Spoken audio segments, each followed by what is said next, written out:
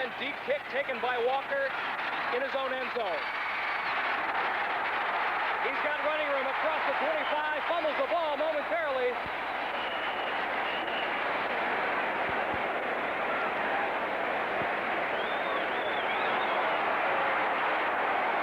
And the Oakland Raiders have recovered number 46, Todd Christensen, the man who has come up with the ball. So Walker looked like he was going to the races, and then David, a turnover for the Raiders. Here we see the replay of what happened here. He's really out of control as he's trying to cut back. It looked to me as if he was down, but of course that's a referee's decision on that play. We can see it again from another angle. You can see if that ball touches the ground, he's down. Let's look right here. He was down, Mike. Kind of call, though, that have been going against Oakland this year, and now they get a break. Great field position in Miami territory at the 27, first and 10. Kenny King and Derek Jensen, the setbacks for Oakland.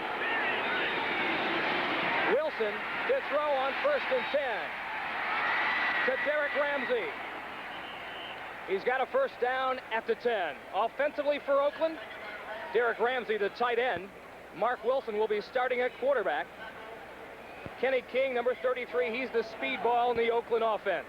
Cliff Branch is going to be helped today a great deal by Bob Chandler. Ramsey, you just saw him catch the pass from Wilson. Art Shell will start at left tackle. Marsh in place of Upshaw, and Steve Sylvester will start in place of Dave Dalby. First and 10 for the Raiders on the 15. Give us a Kenny King. Stop by number 55, Ernie Roan. Well, the Oakland Raiders certainly got a break early, Mike, but this is where the Miami Dolphins have been very effective this year. But Oakland has got to score early because this Dolphin team has got one of the best defenses in the league over the past 7 or 8 years. Second down and 8 at the 13 of Miami. Slot formation to the left. Chandler in the slot. Wilson will throw. Intended for Derek Jensen and badly overthrown. Doug Betters provided some excellent pressure. Number 75, he's one of the 3 defensive linemen that start for the Miami Dolphins. Bob Baumhauer in the middle, and the veteran Vern Denherter, number 83. The linebacking crew, one of the best in the business. Bob Brzezinski, acquired from the Rams, and Ernie Roan, number 55, having a sensational year. They're joined by A.J. Douay and Larry Gordon. And the Blackwood brothers handle the safety positions. Glenn at strong safety, Lyle at free safety. Third down and 8 at the Miami 13.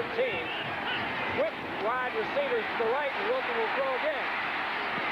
Christensen in the end zone, touchdown. A sensational catch by number 46, Todd Christensen, the third-year man from Brigham Young University. Well, they certainly do like him. Al Davis has been very high on him. They kind of feel he's an in-between player, though, but boy, he showed he can play tight end there.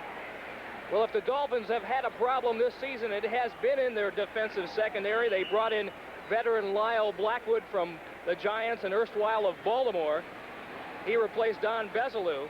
But that time he was beaten, or free safety was beaten, Glenn Blackwood rather, was beaten by Todd Christensen. So the Raiders have an early 6-0 lead. Chris Barr set to attempt a point.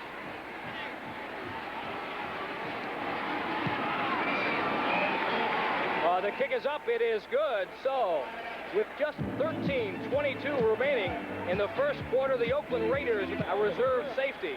He gets it across the 30-yard line to the 34, where Ted Watts, number 41, the number 1 draft choice this season for Oakland, brings him down.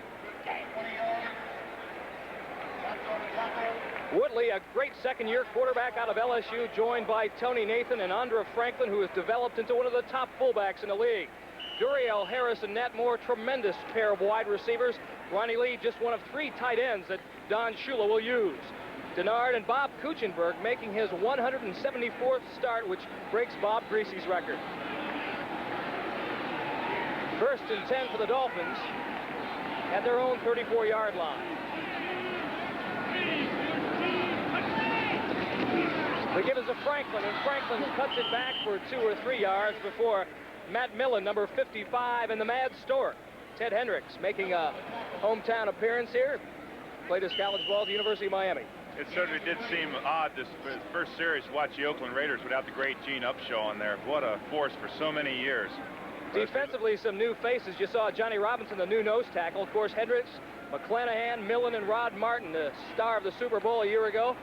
And they join a fine defensive secondary. Lester Hayes, however, only 2 interceptions on the year. 2nd down and 7. And Woodley will throw.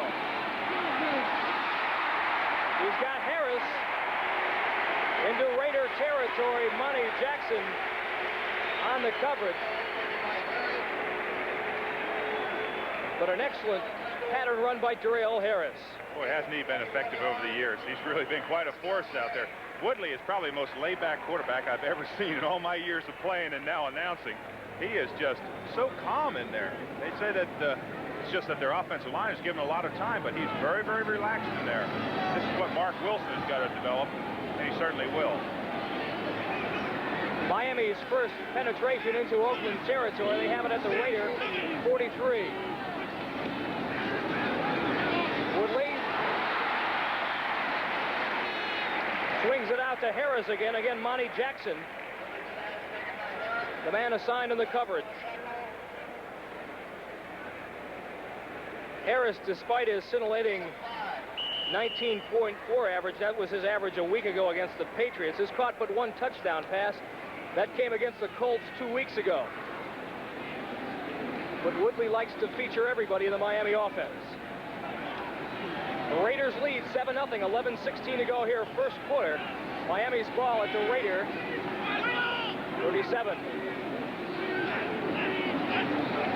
Ron Lee in motion, the flip to Tony Nathan, and he's going nowhere. Ted Hendricks, 83, stuffed things up and turned it inside. What a play Hendricks made on that play. He came straight across and really forced the play inside, and this grass is well used, and it's down to just a real fine nub. And of course, look at those statistics on Ted Hendricks. He's in, what, his 13th year, and 5-time All-Pro, and probably had one of his best seasons last year. Quite a remarkable career. And Dave, today his 185th consecutive start. 3rd and 8 for Miami, 5 defensive backs for the Pirate formation. The Raiders like to call them. They've got almost everybody in the line of scrimmage. Flags are down. The Raiders say that they were drawn off sides. Clock start, number 67 offense. I think that is a little bit scary when you see 9 of those fellows up there in the line. They had just 2 people deep. It's kind of scary. There's the flash. There's the flinch right there by the defensive line, which of course made the offensive player pull off sides. And the man who flinched, number 67, the old pro, Bob Kuchenberg. He's so old that I played against him, and that's an old fellow. He has been quite a winner over the years for Miami. Teamed up with Larry Little to give Miami one of the finest guard tandems in the NFL. Miami now facing a 3rd down and 13 situation. Back on the Oakland 45. Now 6 defensive backs in for Oakland. And they call that their bandit formation. Woodley with time. Intended for Nat Moore. Otis McKinney, number 23, I believe, got a hand on it. He certainly did, but he was well covered. That was a very, very good play by McKinney. But it was a great pass by Woodley. He's just really calm here. It sets up, and he's going all the way out here, looking nowhere else. And that ball's really thrown on the money. But look at the play by Otis McKinney right there. Tap it out of his hands. So the Dolphins will punt as we take a look at number 23. 4th-year man out of Colorado, Tom Morris. Rookie free agent out of Ohio State who has been quite a find for these Dolphins. Set to punt for Miami back deep. The rookie number 1 draft choice, Ted Watt. Lester Hayes pressures Watts. Watts calls for the fair catch at his own 9. There are 10 minutes and 10 seconds. As I was saying before, if you've just joined us, the Raiders scored first. Result of a Fulton Walker fumbled kickoff. The Raiders took it 4 plays, 27 yards, a 13-yard touchdown pass. Mark Wilson to Todd Christensen. Raiders at their own 9, and Wilson, a very dangerous throw intended for Cliff Branch. Larry Gordon almost had himself an interception. That really surprised me for the young, what's his name? Excuse me, for the young Mark Wilson coming out of the backfield like this. It really surprised me so much I forgot who it was. But that's quite a call right there to throw the ball from deep in your end zone like that. And you can see how close it was to an interception. He is lucky that was not returned for 6. So the Raiders have new life, still at their own 9, second down and 10. And Wilson will throw again. He's got Derek Jensen out to about the 18-yard line, but A.J. Dewey, number 77, was in Wilson's face. Boy, did he greet Mark Wilson on that play. As we watch here, watching the left side of your screen, you'll see Dewey coming in here, number 75 right there. Now, that's Betters, excuse me. That's Doug Betters. And that's quite a greeting to the NFL. Betters has 4.5 sacks this year for that Miami defense. Third down and 1. Ball resting at their own 18-yard line. Give is a number 27, Frank Hawkins, a rookie out of Nevada at Reno. Larry Gordon on the stop. I thought it was interesting, Dave, that given the very deep field position of Oakland, that they elected to throw on their first 2 downs. That totally surprised me, Mike, because most times you'll find your offense in a deep situation like that will try to drive out, get a little bit of field position in case you have to punt, but Wilson went right to the pass early. Oakland, of course, 1970s, third winningest team in football behind Dallas and Miami. First and 10, flip to Kenny King. Brzezinski was there first to undercut Kenny. Was the Raiders' leading rusher this season. 4.7 average, 606 yards, but he has fumbled the ball 8 times. It's those kind of turnovers that has hurt Oakland. At this same time last year, he had exactly the same statistics, so he's a very steady runner, the exact same 4.7 yards per carry, so very, very consistent runner. A game that Miami will pay a great deal of attention to. Buffalo on top are trailing St. Louis 3-0. Our colleagues Sam Nover and Gene Washington covering that one. Wilson, blitzed by Gordon, gets it off.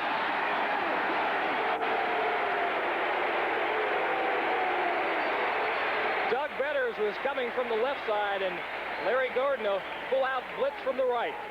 This is what they're trying to do to the Oakland Raiders, is to get them excited about the pass protection. You can see Wilson, he sees Gordon come from the outside here, and he's just trying to get the ball off. The best way to really disrupt your play and to get to a young quarterback is to bother him early with those blitzes, and that's what Miami is doing today. Miami now has 6 defensive backs in the game. Fulton Walker, number 41, and Don Bessler, number 46, have checked into the Miami secondary. Third down and 8 for Oakland.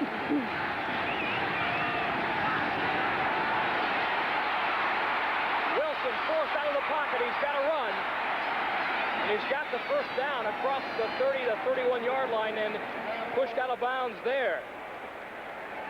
So the gangly one from Brigham Young University, 6'6" and 205 pounds, shows a little bit of running acumen as he picks up an Oakland first down. Those are perfect sizes, Mike, for a quarterback. The height that he has allows him to see over the defensive line. And of course, he's got a great arm. In pregame warm-up, I saw him throw a ball 60 yards standing flat-foot in the end zone. So he's got a fantastic arm. And he, of course, is the hope of the Raiders for the future years. First and 10 for Oakland. At their own 34, they lead 7-0. A mix-up in the center exchange, but Mark Wilson recovers his own fumble. Steve Sylvester, number 66, is playing with a dislocated thumb, so that could have caused a mix-up there as Mark Wilson missed the handoff. Look at those statistics there. Giveaways and takeaways, what a difference. The Dolphins never hurt themselves. You can see they have a +2 difference, and that's how many times you take the ball away from the offense is how many times you give it to the defense. And the Raiders were on the bad end of the line there. Second and 10 at the 34. Give us to Jensen, the single setback. A lot of running room around the right side. He's got the first down into Miami territory at the 47-yard line. A great block by Kenny King, number 33. Gerald Small, the right side corner, finally brings Derek Jensen down. Gain of 19 yards. Kenny King leaves the game and is being replaced by number 22, Arthur Whittington out of SMU, who has been sort of a forgotten man this year in Oakland's offense. 6:48 remaining. Oakland leading 7-0. Wilson, again rush, first and 10, out to Jensen, gain of 4, flag on the play. That flag's in a bad position. That's always holding there. 99 times out of 100, that's holding, and that's what it's going to be this time.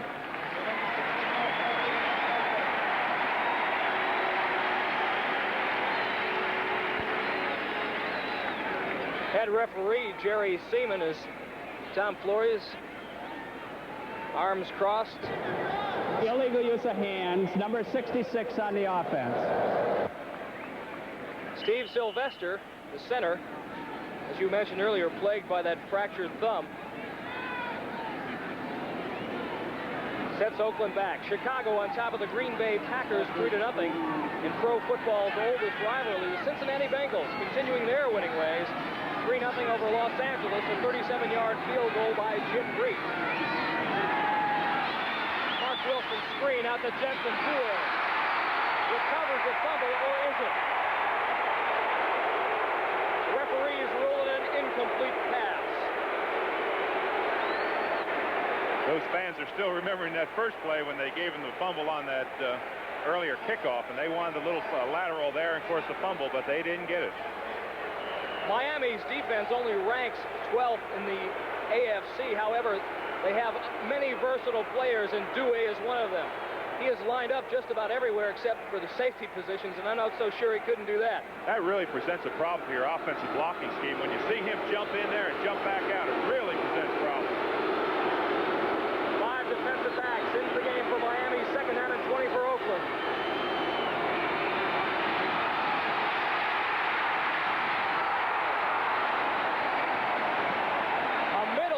Intended for Whittington was almost picked off by Bob Baumhauer. He had probably one of the biggest breaks in his career right there. He's played fantastic this year. He's already had 7 or 8 sacks. He's got 60 tackles, and he had a lineman's dream right there as he missed an interception with nobody in front of him for 30 yards. Raymond Chester has come in for Oakland and replaces Derek Ramsey. It's now third down and 20 for the Raiders.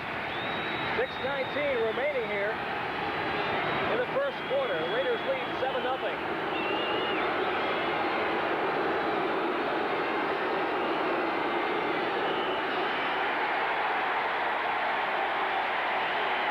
Wilson uncomfortable with the defensive formation that Miami throws at him and goes to the sidelines to confer with head coach Mark Wilson. Just returned from the sidelines and a talk with Coach Tom Flores. That really helps to have your time over there with the coach. But look at that score right there. Pittsburgh over Atlanta, 7-0 already. Bradshaw, an 18-yard touchdown pass to Benny Cunningham in a battle of 5 and 5 teams.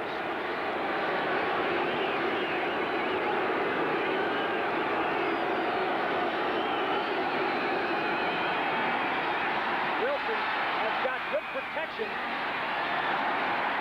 but a mix-up in the pass pattern between Bob Chandler, number 85, and number 80, Malcolm Barnwell. So Ray Guy will come on to the field to punt for the first time this afternoon. Well, Ray has kicked for an awful long time. One of my real close friends, a super person, and very, very versatile athlete. He was drafted in baseball, and he's really got a great ability back there. And a third-team backup quarterback and kicks field goals. What a guy. Married to a great girl, too. Second in the league behind Pat McAnally of Cincinnati with a 44.4-yard average. However, he has banged 18 inside the 20-yard line. Tommy Vigorito, the leading punt return man in the AFC, back deep for Miami. Bessalou almost gets a piece of it. Vigorito will call for the fair catch at his 19. So that's where the Miami Dolphins will put it in play. A 40-yard punt by Ray Guy, but the most important statistic, no return.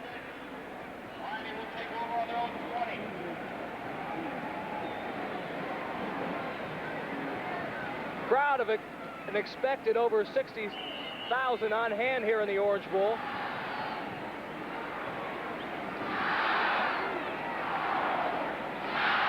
They have had trouble drawing people to Miami for a variety of reasons. This team has yet to fall in love with this edition of the Miami Dolphins.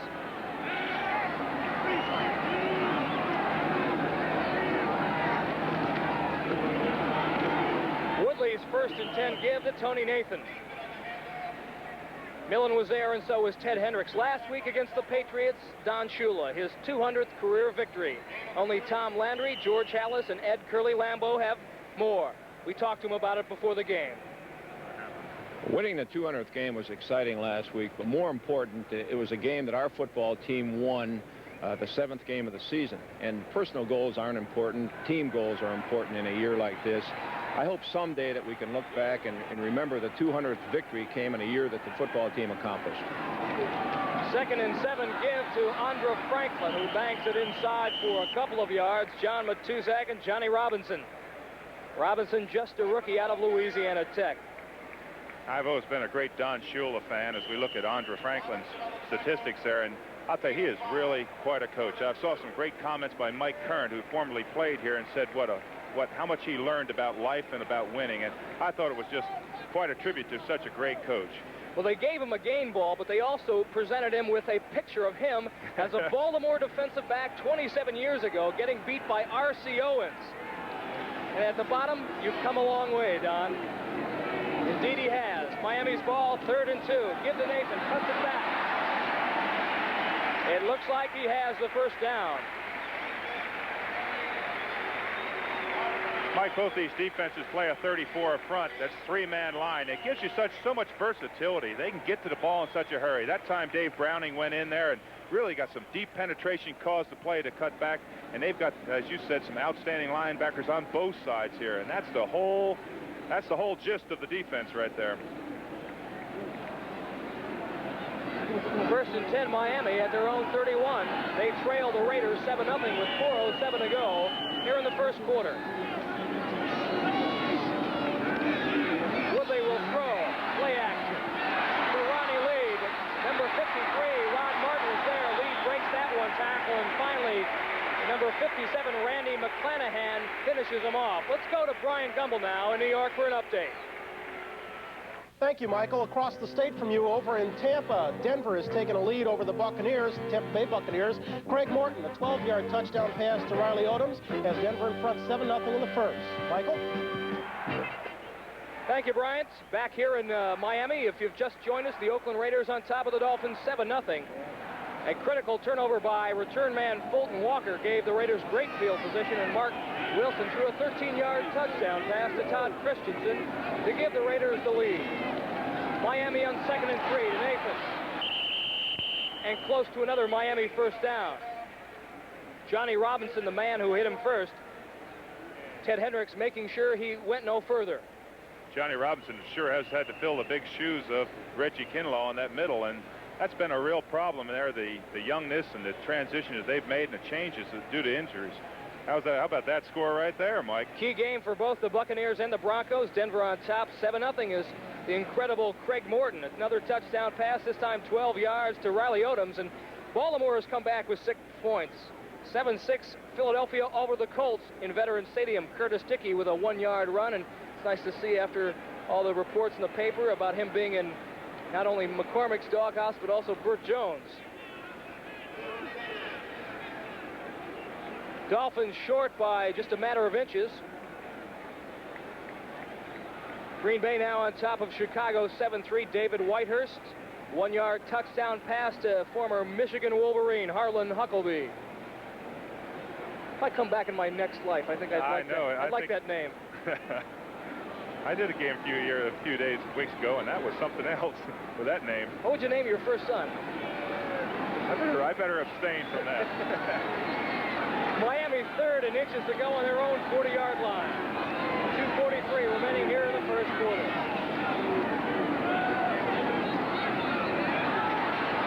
Franklin, I don't know. Matt Millen hit him first, all 260 pounds of him.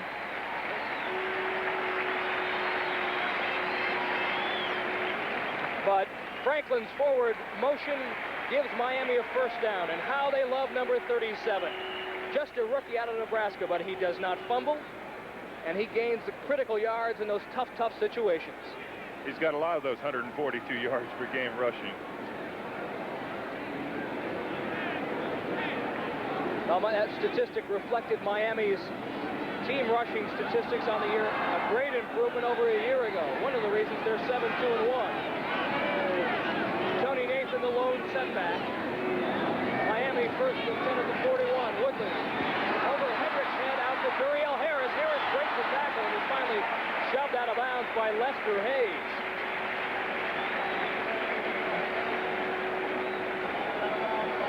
An interesting thing, as you said, it was over Hendricks' head that time, but, you know, in his 13th year, you never see him get knocked off his feet. He's got great leverage. He says that's how he plays the game. He plays with leverage, not strength, even though he is a well-conditioned athlete. But, boy, what a pain tolerance and playing ability he has had for so many years. Miami had a chance to pick up the Mad Stork back in 1975 after he played out his option with the Green Bay Packers. However, they couldn't work out some contractual agreements. He wound up with Al Davis. Two tight ends on 2nd and 1. Hardy joins Roddy Lee, gives to Nathan. Randy McClanahan, number 57, clogged the middle. Number 55, Matt Millen here from Penn State. Look at him stuff this line right here. Driving. There's Kuchenberg. He's against quite a player there. And it's a real force in there. He's really played well. I think he was one of the real stabilizing forces last year after the loss of Monty Johnson that took them all the way to the Super Bowl. Quite a player. Millen was a down lineman at Penn State. Him and Bruce Clark, who subsequently went to Canada. I was a down lineman at Penn State, too, by the way. But you never got up to play linebacker. I didn't mention it after yesterday, either. It is now 3rd and 1. Cephalo into the game and in motion left. Woodley to throw. Got Franklin. Ball thrown slightly behind him, and Franklin had to adjust his footing and is short of the first down. That's what you call about a 30-yard pass for no gain. That was a straight-out pattern, and he did throw it behind him and wasn't able to make it. Quite a decision already for Don Shula. And he's going to go for it.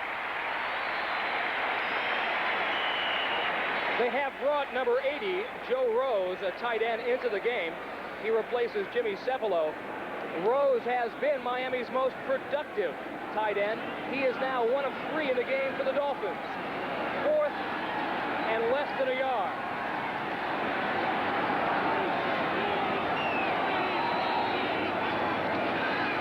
Woodley to Franklin, and Franklin's got the first down and then some. That's why they like Andre Franklin.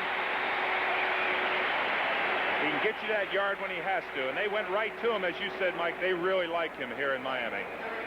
He wore number 39 at the University of Nebraska, and 39 was the number that Larry Zonka wore so proudly for many, many years as a great Dolphin fullback, and Franklin declined. He said, my shoes are big enough to fill, let alone his. I'll take 37. That's quite a tribute to a guy I played against for a lot of years and got a lot of bruises from. Miami a first down in Raider territory at the 46. Woodley will throw on 1st and 10. Going for it all. And Moore working one-on-one with Lester Hayes. And comes up empty. The first quarter has ended here in the Orange Bowl in Miami. Woodley walking to the side for the Baltimore. Kind of season it's been for the Baltimore Colts, a missed extra point. Miami trailing the Oakland Raiders here in the Orange Bowl 7-0.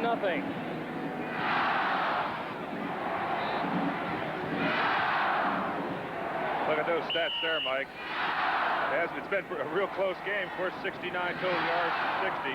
The big thing for the Dolphins has been the passing game, 42 yards. And of course, the missing statistic, the turnover, the fumble by Fulton Walker, which allowed the Raiders great field position and a chance to score. Miami at the 46 of Oakland, 2nd down and 10.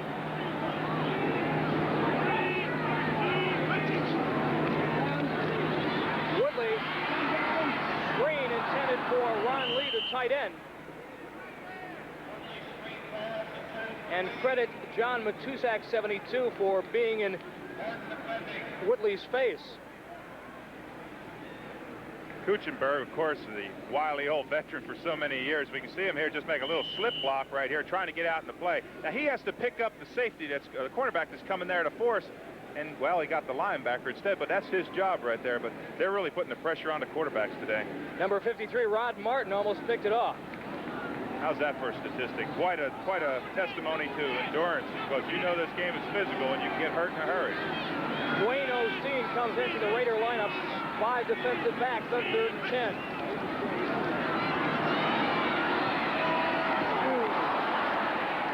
Matt Moore working one-on-one with Otis McKinney, but number 23, McKinney, the 4th-year man out of Colorado, breaks it up. He has had quite a year for Oakland's defense, which has been playing quite well. With the exception of the Kansas City game, they have not given an opponent more than 17 points. So Miami will punt.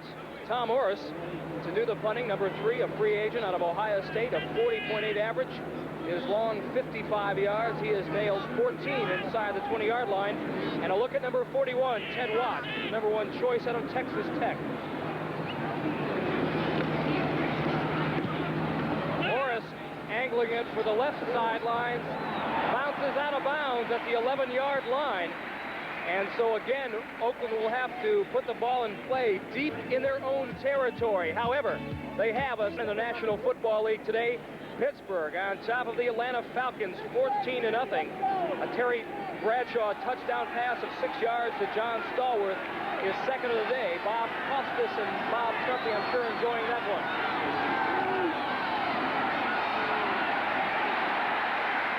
Give is to Kenny King. Miami's defense stuffs him pretty good. Number 75, Doug Better, 6'7", 260 pounds. 4th-year man out of Nevada Reno. Like number 60 there, Kurt Marsh is filling some great shoes. The great Gene Upshaw. I can't recall many rookies that have started for the Oakland Raiders, and they are very high on him. A great draft choice. They brought him out of Washington, and of course I talked to Gene Upshaw about it earlier, and he's very proud of the fact that Marsh has been able to do that. 2nd down and 9, and Wilson will throw.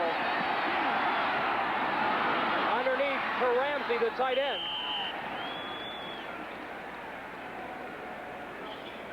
Coverage provided by number 47, Glenn Blackwood.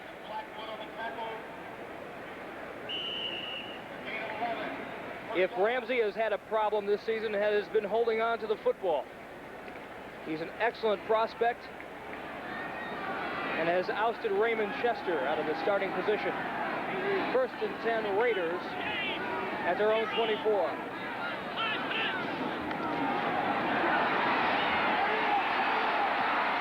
Again, Ramsey. Gain of 5. Kurt Marsh continues to amaze me, number 60 here, because, as I said, he's filling some great shoes, but he's playing good football. This is not just a transition. Gene Upshaw knows that this is the player for the future here. You can see him running him by. That's just a great block right there. He's not even in the picture. I think next to quarterback, picking up the nuances of an offensive lineman is the 2nd most difficult job in football. Marsh, just a rookie, picks up the blitz. Larry Gordon coming in, draw play. Kenny King, 1st down. King's got the quick feet. Kenny bangs it out to the 43-yard line. Another Raider 1st down. Ernie Roan, who leads the Dolphins in tackles, makes the stop. Look at this play right here. Here he comes in here. It's getting blocked right there. And we're coming out wide here, and look at this run. Kenny King has got great acceleration, as you can see here. He's just waiting back there for the ball, number 33. There's the hole, and look at that foot speed by him. He's already got 19 or 20 yards, and he can really move the ball. That was a great acquisition for them. He has left the game and is replaced by Arthur Whittington. Also, Frank Hawkins has checked in to the Raider lineup. 1st and 10. Wilson. Under a heavy rush by Vern, Dead Herner. The New York Jets trail the New England Patriots 3-0 in Foxborough. A 22-yard field goal by John Smith. Cincinnati on top of the Los Angeles Rams, 10-0. Kenny Anderson has hit Pete Johnson with a 3-yard touchdown pass. And the Chicago Bears back on top of the Green Bay Packers, 10-7. Matt Zui, a 1-yard touchdown run. 2nd and 10, Oakland at their 43.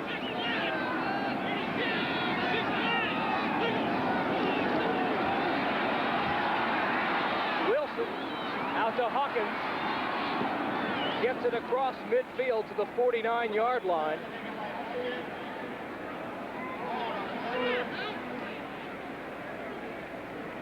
Wilson has been harassed all afternoon. They certainly have put some pressure on him. They're blitzing a linebacker every time, and they're really trying to disrupt that young quarterback. He hasn't been off to a real good start, but of course at the same time last year, David Woodley wasn't either, so there's quite a transition in pro football, you know, not only in the offensive line, as you said, but at the real skill position of quarterback. A gain of 8, 3rd and 2 at the Miami 49. Wilson. He's got time and he's got Cliff Branch. Officials rule it incomplete.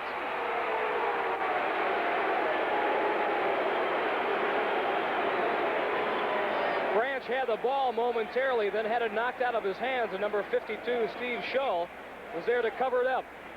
As we watch Wilson setting up here, he's going all the way to Cliff Branch. This is a questionable call again. Look at that rifle in there. If he has control of the ball, that's a very questionable call, and it's a new call this year, whether he has possession or whether he has control or whether he's come down with his feet. It could have gone either way.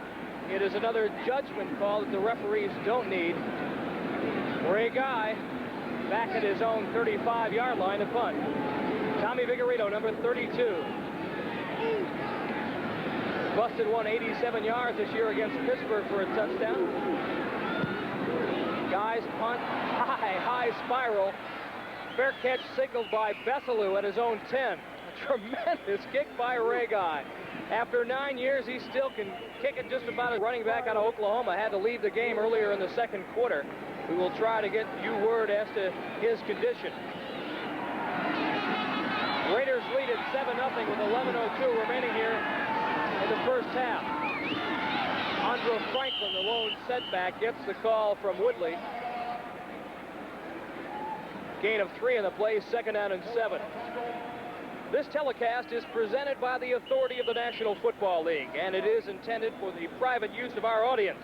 Any rebroadcast or other use of this telecast without the express written consent of the Miami Dolphins and the National Football League is prohibited. David Woodley staring at a 2nd down and 7 situation at his own 14.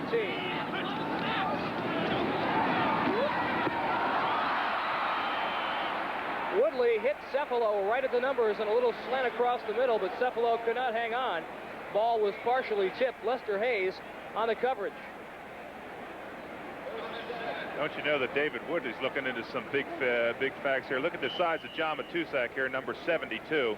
Just doing a simple headbutt, but that's quite a force in your face at about 6'9". That's quite a force coming at you. Eric Laxo, number 68, the man who has drawn the unenviable assignment of containing the twos. Hard to believe he's been in the league already 9 years.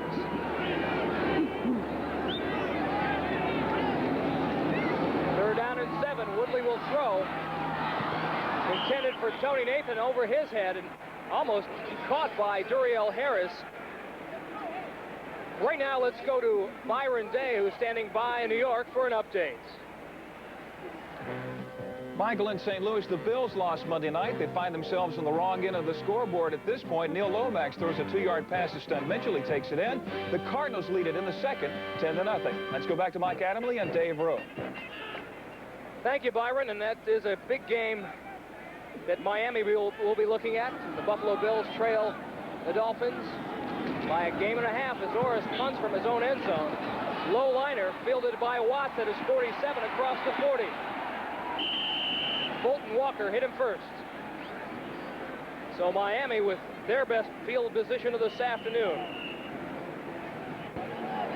They'll put the ball in play at the Raiders 38 with 10:05 remaining here in the first half. Information management from the Bell System. If you want to make it in the National Football League as a punt return man, you have to be bold and courageous. Watch number 41, Ted Watts. No stutter steps, just a straight up the field return, and that's how you gain yardage. Raiders, excellent field position, a chance to increase their 7-0 lead with 10:05 here in the second quarter. Branch, motion right. Wilson, play action. Again under pressure, Bob Chandler, tremendous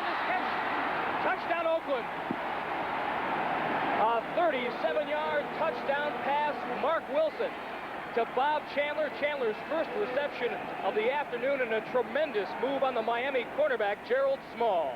As we talked about it earlier, the acquisition or getting back of Chandler really took the pressure off of Cliff Branch. As we watch Wilson here lining up the throw, this is just a straight throw, and of course he beats Gerald Small, beats him handily. But this is what a Bob Chandler continually can do for you.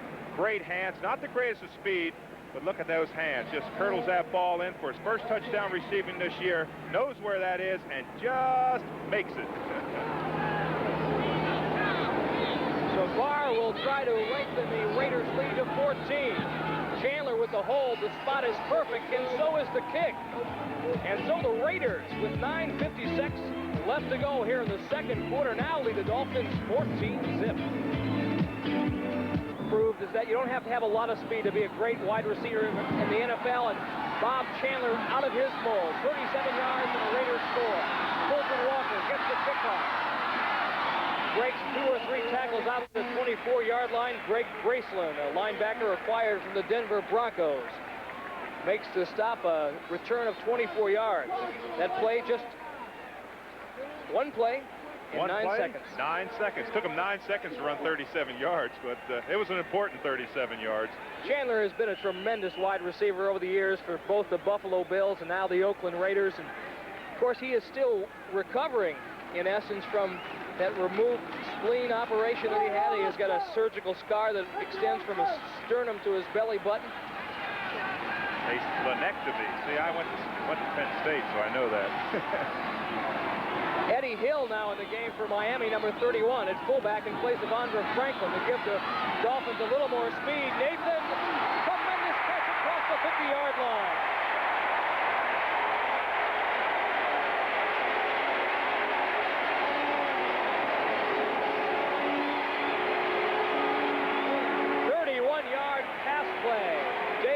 To Tony Nathan, and pretty good coverage provided by Burgess Owen. That was a big, big play. But you'll never see a better pass catch than that one. He tipped the ball up in the air and came back down with it, kept control of it. And as you said, it brings them in Oakland territory, and they've got to score. I watched Don Shula on the sideline, and he was really emphatic about his offense, getting them going. And that's what a great coach does.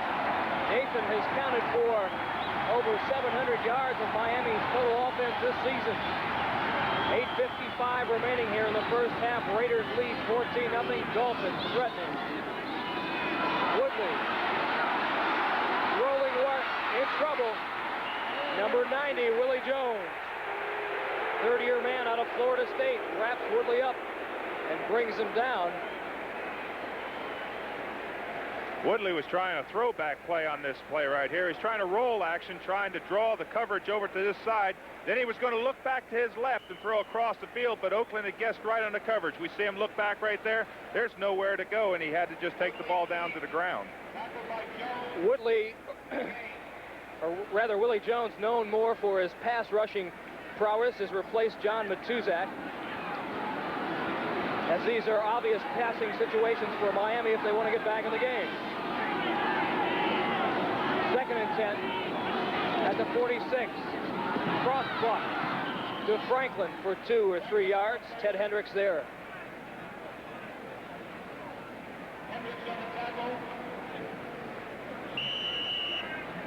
Second down and 7. Oakland has done something this year that a lot of clubs don't have the ability to do. Al Davis, their managing general partner, he's always able to reclaim people. Randy McClanahan's a good case of that. He reclaimed him from Buffalo, and he's really played well for him. Of course, Hendricks and Matuzak, and even myself over the years, he's been able to do this more and more. Dwayne Osteen now in the game as the Raiders unveil their nickel back formation. Woodley right in the hands of Lester Hayes. A flag is on the play. I believe it will be offensive interference, because Hayes was right on the coverage. Ted Hendricks in Woodley's face. The initial indication, however, defensive holding.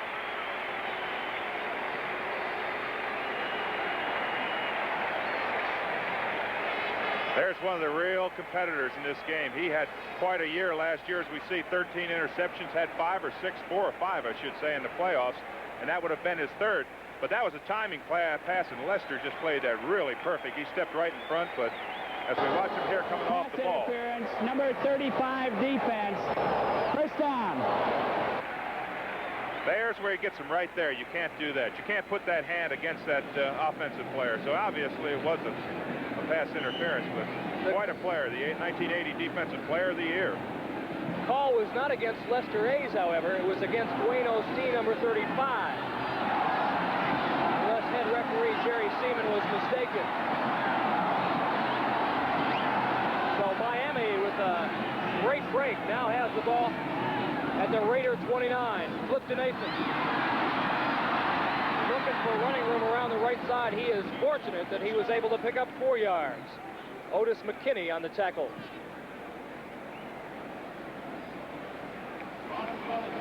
The Buffalo Bills trailed the St. Louis Cardinals 10-0 in the second quarter. This game will have an impact on the AFC's Eastern Division. Miami, as you can see, a 1 1/2 game lead over the Bills. Miami, however, trails here 14-0, 6:39 to go in the first half. Woodley looking at 2nd and 7. Raiders bring in an extra linebacker. Eddie Hill has replaced Tony Nathan. Or rather, Andre Franklin. Woodley.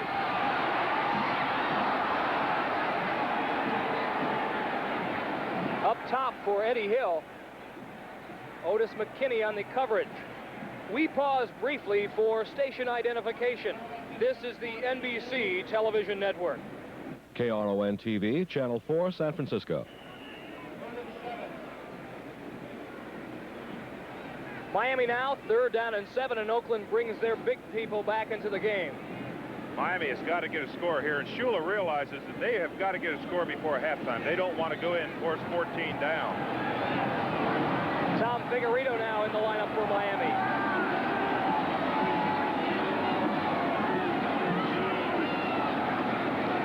Woodley looking for Harris, overthrown.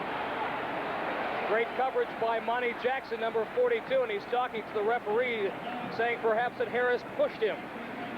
So Uwe von Schamann, the hero over a week ago, with his 37-yard field goal to beat the Patriots in overtime and give Shula his 200th career victory, takes the field. Hasn't he had an exceptional year? 12 for 12 for 40 yards and in. He's had quite a year for them here. This one is spotted at the 34, meaning that it'll be a 44-yard field goal for Uwe von Schamann. This will be his longest one of the year if he makes it. Woodley with the hold. Von Schamann's kick is up. It is wide to the left. So Miami fails to capitalize one more time. 6:07 remains here in the first half. The Raiders enjoying a 14-0 lead. 7 remain here in the first half. Here in the Orange Bowl, Raiders enjoying a 14-0 lead over the Miami Dolphins. Recap the scoring for you. A 13-yard touchdown pass, Mark Wilson to Todd Christensen after a Fulton Walker fumble on the kickoff, and then a 37-yard touchdown pass, Mark Wilson to Bob Chandler. Chandler's first TD reception of the year. Wilson will throw on 1st and 10. Out to Derek Ramsey. Ramsey breaks Brodzinski's tackle and has a first down. Mark Wilson has totally fooled me twice. I thought that time that he might keep the ball on the ground, but went right back to the air. They have an awful lot of confidence in their passing game, and he's off to a great start. Gain of 14 yards on that pass play. NBC is contractually obligated to televise the Oakland Raiders game back to the Bay Area. By contract, only one NBC NFL telecast can be aired in San Francisco. Because of the unusual circumstances this weekend, NBC Sports asked the NFL if a delayed broadcast could be aired at the Cleveland-San Francisco game.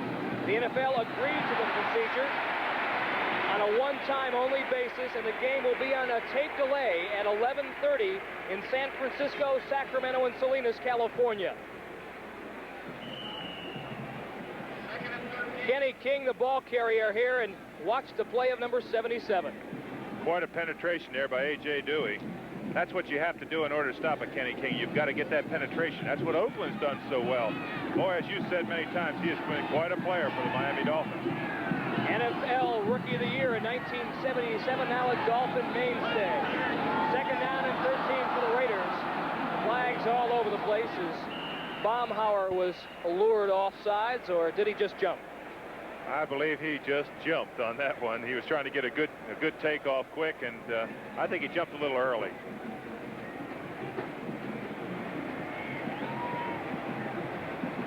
Look at that graphic right there, Mike. Fewest penalties. Look where Miami ranks. They are a team that continually does not hurt themselves.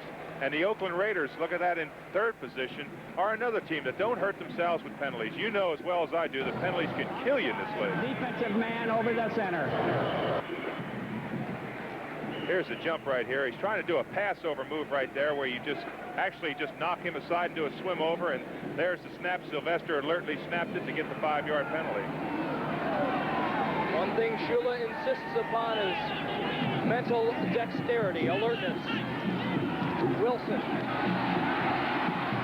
to Cliff Branch, first down at midfield.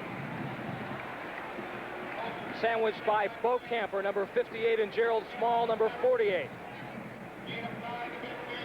What a force Clifford Branch has been over the years. Look at those statistics. You won't find a whole lot of players with statistics like that. The year we went to the Super Bowl in 1977, he was fantastic. Let's go back to Byron Day and see what he has to say.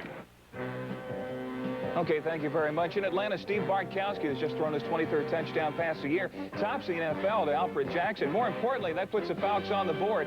It's now 14-7 Pittsburgh in the second. Arthur Whittington, the ball carrier on the Raiders' possession. Glenn Blackwood makes the stop, a gain of 6 by Whittington. It'll be second down and 4 now. We haven't heard much from the Blackwood brothers, although they're really playing good football here for the Miami Dolphins. But Oakland has been doing more of the challenging of the cornerbacks than they have challenged down the middle.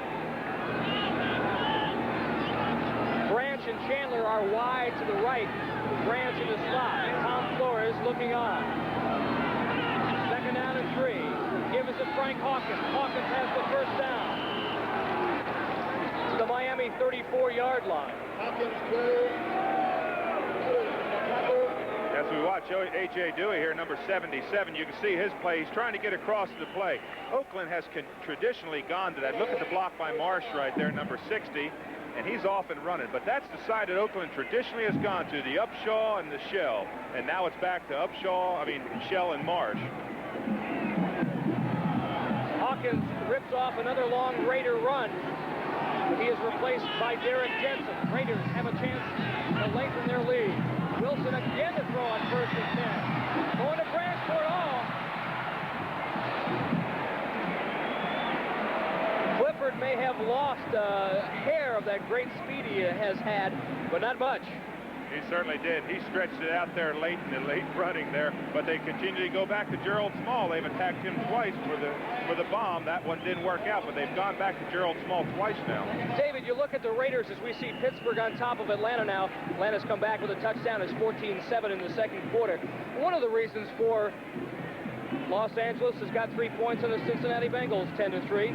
Minnesota on top of New Orleans, 3-0. Second quarter. I'll get to this thought in a minute. Okay. Raiders putting the ball in play at the Miami 35, second and 10. Quick give. Whittington across the 30 down to the 29-yard line.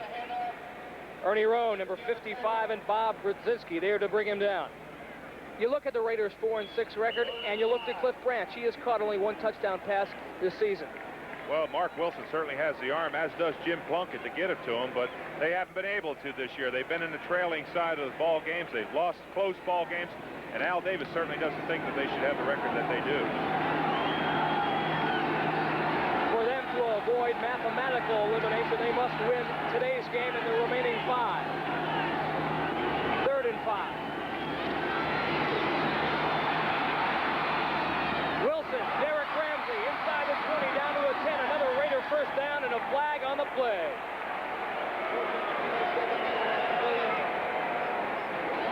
Gain of 20 yards, and that pass play marked Wilson to Derek Ramsey. This is what the secondary looks at as we look at the ball. This is what Mark Wilson is looking at as he's back to throw the ball. The secondary wide angle here. Ramsey's going to make an out pattern here, come across the field. We see him in the center of our screen right there. It's an excellent throw right to him. See him catch the ball there, and he knows what to do.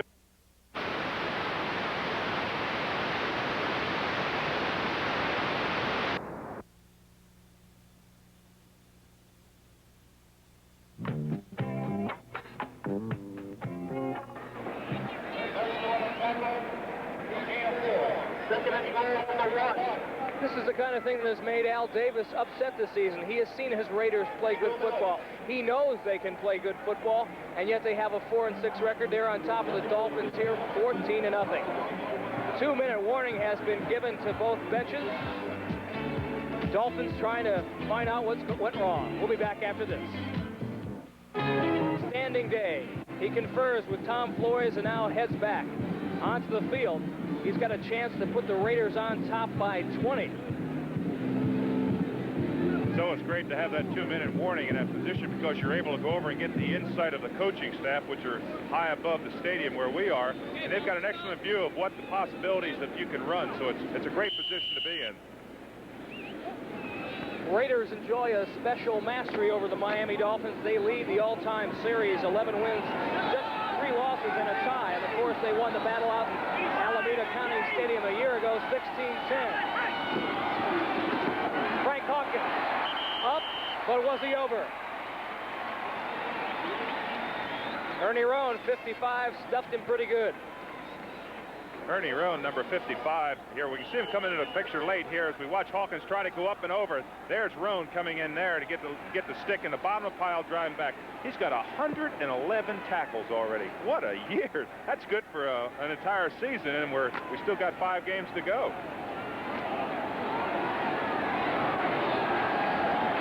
Chester Willis, another rookie running back in the lineup on 3rd down and less than a yard. Christensen in motion. Wilson's going to throw. He's got Derek Ramsey for the touchdown. Marvelously conceived play by the Oakland Raiders and Mark Wilson.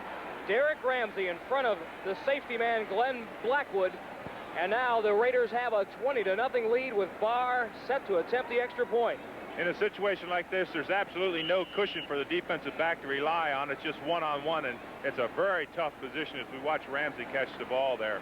His first touchdown receiving. They haven't had a lot of touchdowns receiving this year. Coming into the game, Wilson only 3 touchdown passes on the season already this afternoon. In just the first half, he has thrown 3 TDs.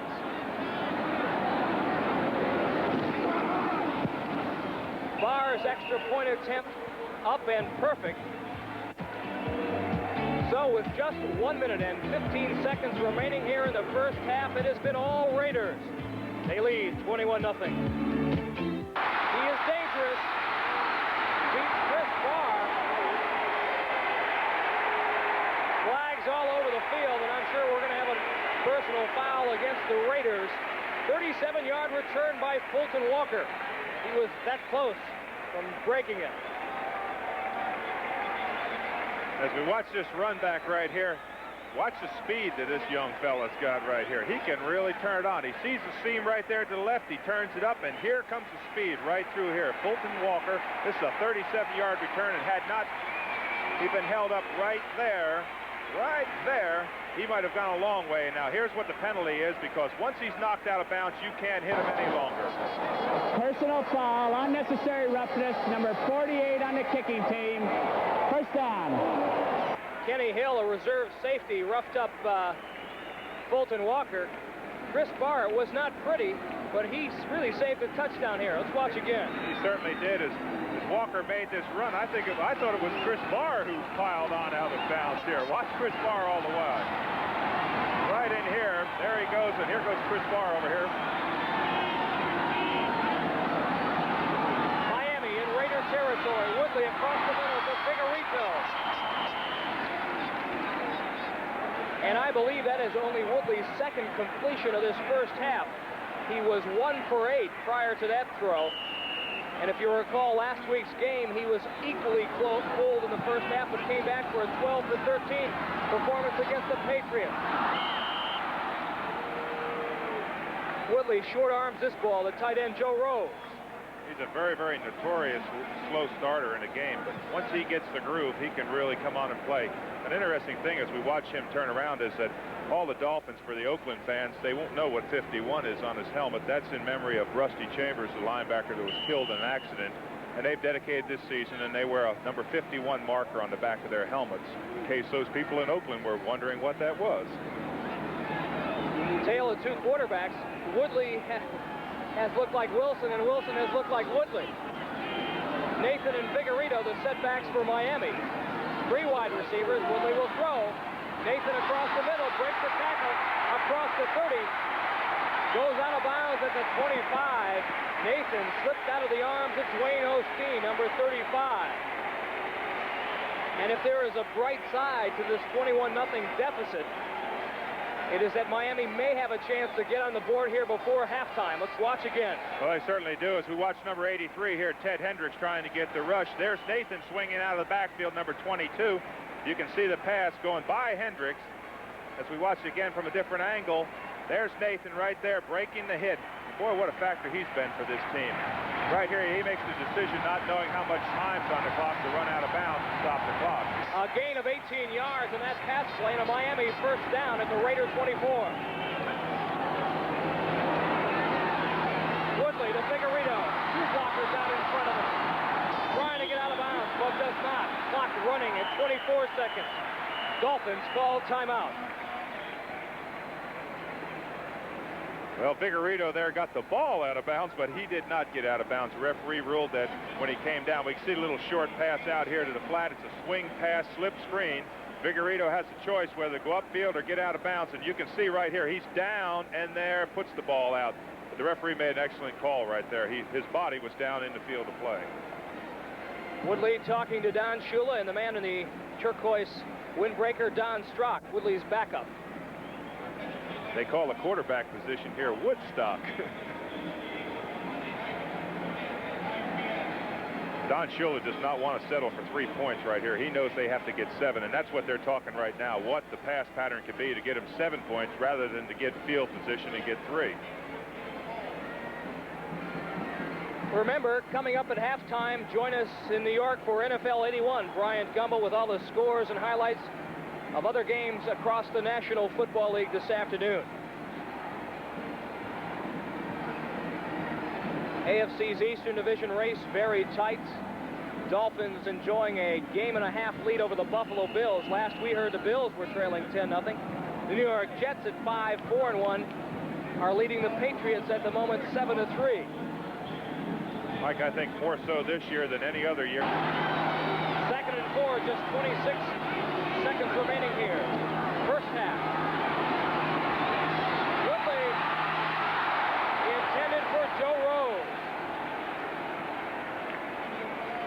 Otis McKinney right on top of things.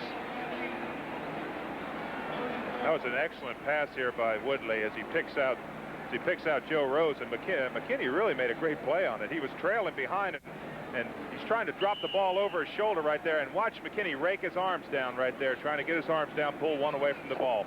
That was just an excellent football play. 3rd down and 4 at the 18.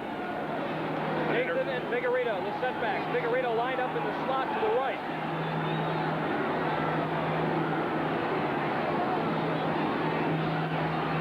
Woodley, Matt Moore can't hang on. Monty Jackson there.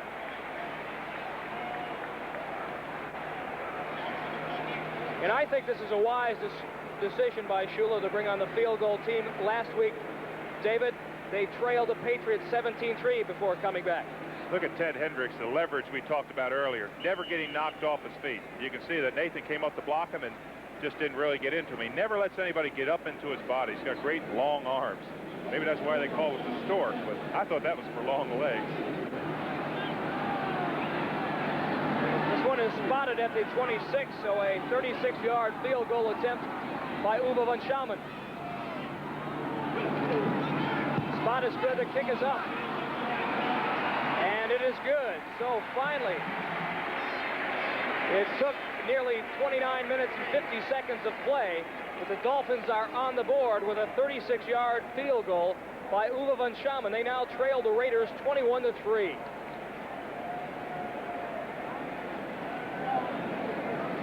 The fact that if they kick it long, they've got the chance for the long return.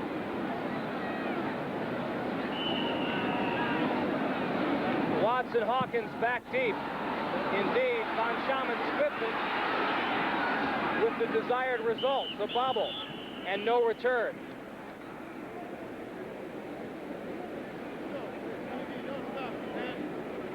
So time left here in the first half for one play.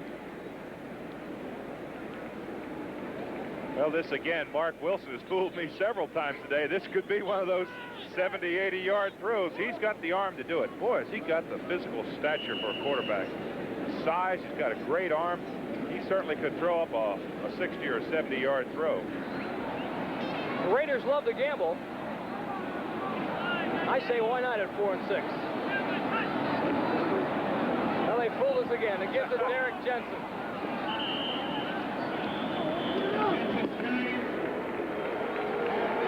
So that is the end of the first half, and the Raiders, can you believe this, on top of the Miami Dolphins, 21-3. Recap the scoring. Mark Wilson, who has been a sensational quarterback this first half, 3 touchdown passes, one to Todd Christensen of 13 yards, and then a 37-yarder to Bob Chandler, a tremendous move on Gerald Small.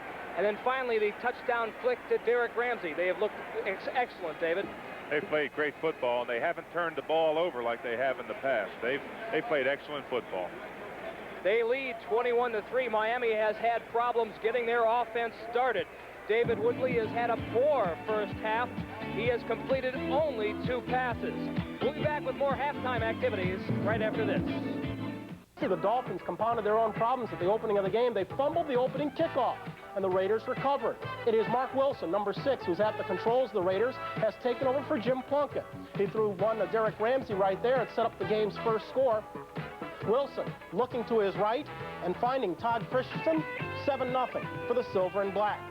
They changed ends for the second period, and Wilson, who had thrown only 3 touchdown passes all year, went 36 yards to Bob Chandler, 14-0 for the Raiders. And then, before they went in the locker room, Wilson one more time. His third of the day, a 1-yarder to Derek Ramsey. Raiders jumped out in front 21-0. Von Schaman hit a field goal of 36 yards to put the Dolphins on the board. It stands 21-3. They have their work cut out for them. They trail the Raiders 21-3. Mark Wilson has been sensational with 3 touchdown passes on the afternoon. Back deep for Oakland, number 27, Frank Hawkins, and number 38, Chester Willis. 22, Arthur Whittington. Willis at his 12. Across the 30 to the 31-yard line. Kenny Poole, number 78, makes the stop for Miami. A return of 19 yards for the rookie out of Auburn. Another rookie running back out of Auburn, Joe Cribbs. Mr. Brooks out in San Diego. Steve Sylvester playing in place of Dave Dalby with that fractured right thumb. Kenny King back in the Oakland lineup. He is paired with Derek Jensen, the fullback.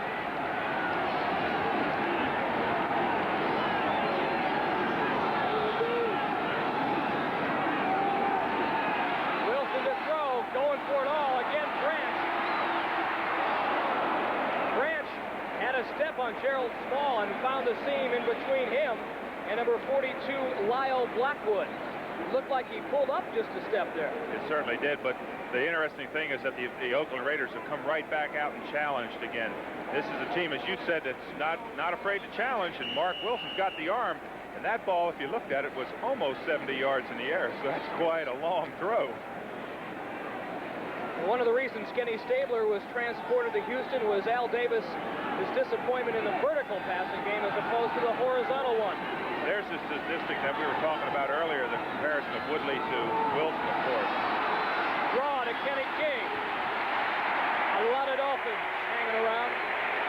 Larry Gordon reached him first, so did Bob Baumhauer, number 73. Look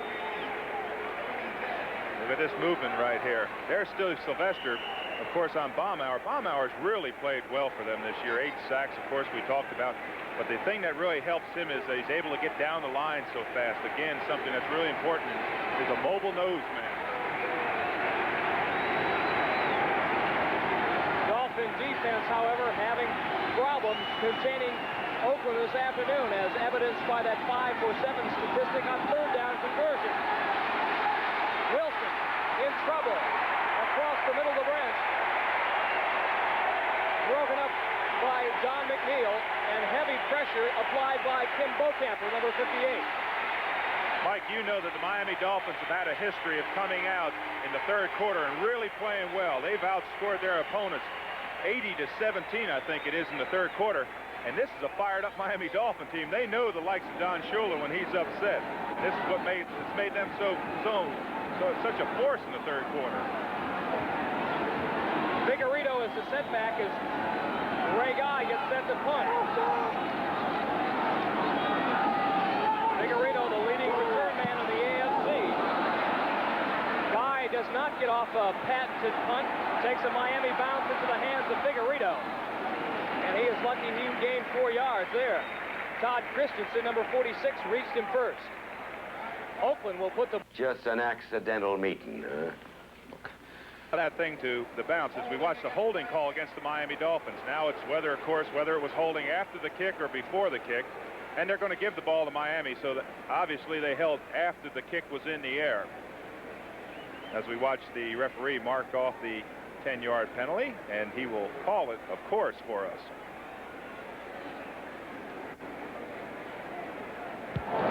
Holding number 43 during the kick. The penalty is enforced from the spot of the dead ball. First down.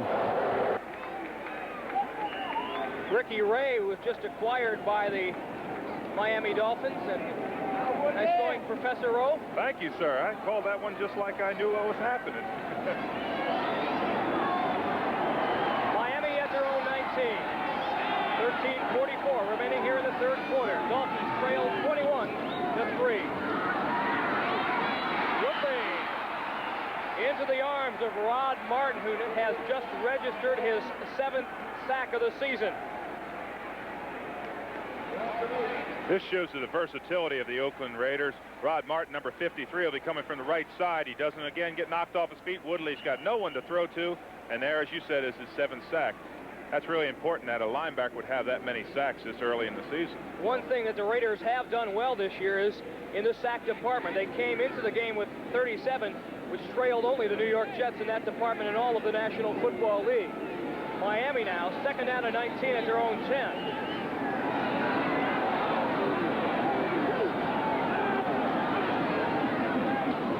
To Tony Nathan, trying to get some of that back. Nothing doing. Brent McClanahan, or rather Randy McClanahan, all over Mr. Nathan. One thing that Miami has got to realize here is that they're not out of the ball game. Oakland scored 21 in the first quarter, and as we watch the offensive backs come up there, Miami can score 21 in the second half, I should say. But they've got to realize they've got to go to the things that they've done so well for so many games. Especially with Oakland's propensity for the turnover this year. They have played air-free football here this afternoon. And defensively have done a whale of a job on Mr. Woodley.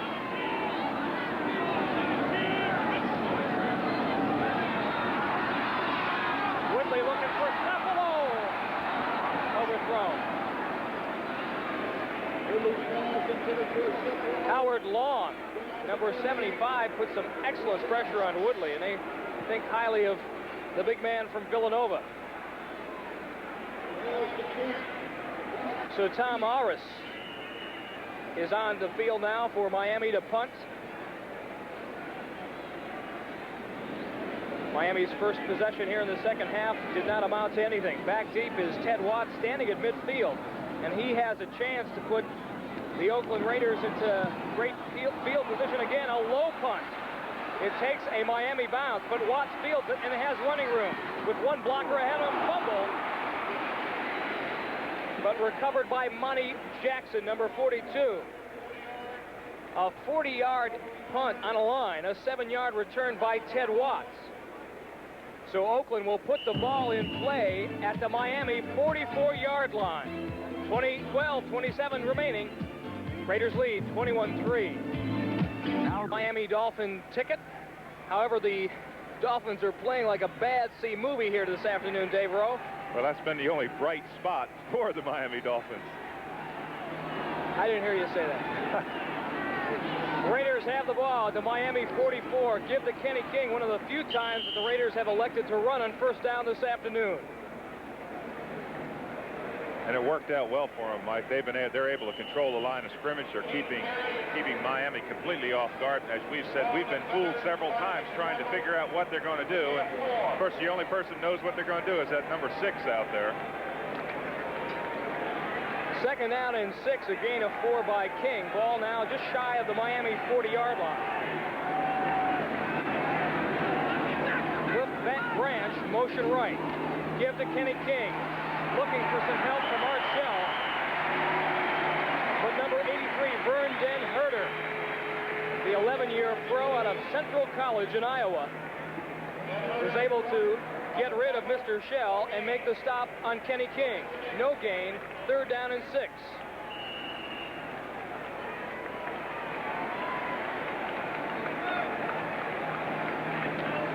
Miami now has brought 5 defensive backs into the game. Don Veselo, number 46, and Fulton Walker have checked into the Dolphins secondary. Arthur Whittington now in the backfield replacing Kenny King. Wilson in trouble. And A.J. Dewey reached him first, but good support from Bob Baumhauer. That is Miami's first sack of the afternoon. It certainly is, and it couldn't come at a better time for the Miami Dolphins because they've got to stop the powerful Oakland Raiders. They got great penetration that time. And for a person the size of Bob Baumhauer, you know, being 260 pounds, to get that mobility, that's really a plus for their nose man. Bob Chandler had a lot of problems that time getting off the line. We can see him right here. He's going to get jammed right there. That's a jam, a legal thing in the first 5 yards. He gets hit again. Now you can't touch him. And they didn't have to. Critical defensive stand for the Dolphins. Ray Guy forced to punt, angling it for the right sidelines. However, it goes into the end zone touchback. So with 10:32 remaining after a 49-yard punt by Ray Guy, the Miami Dolphins will put the ball in play at their own 20. They trailed 21-3. Played for the Raiders and through 60 through 66 and actually earned a Super Bowl ring as a backup to Lenny Dawson when the Chiefs won the Super Bowl number 4 against the Minnesota Vikings in New Orleans.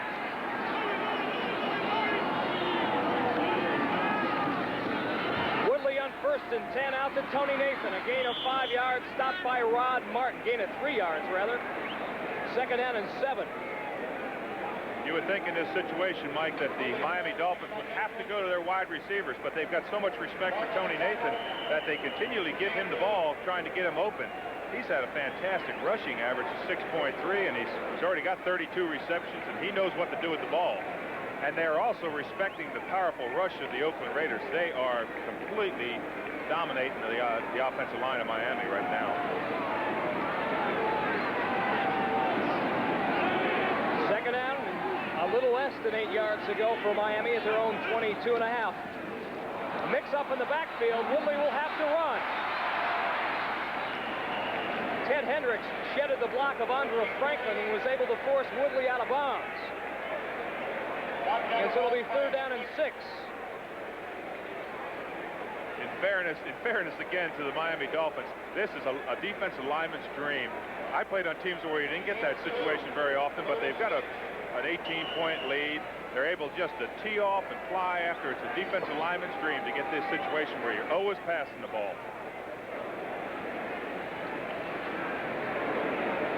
Raiders now going with 4 defensive linemen. They have brought Cedric Hardman, the designated sacker, into the game along with Willie Jones, number 90. Hardman is 86. He's the right defensive end. Third and 6 at the 24. Woodley will throw. Heavy pressure. Jones had a hat in his face. Hendricks was blitzing, and so was Howie Long. As I just said, the pressure that's in there on that quarterback is just monumental. It's just too much. You can't stand in that pocket. He's going to have to go to something to get a rollout type of a play to get out of that pocket. He's been successful with a rollout. I wouldn't be surprised to see him going on it. 2 possessions thus far in the second half have resulted in 2 punts. Orris back at his own goal line once again.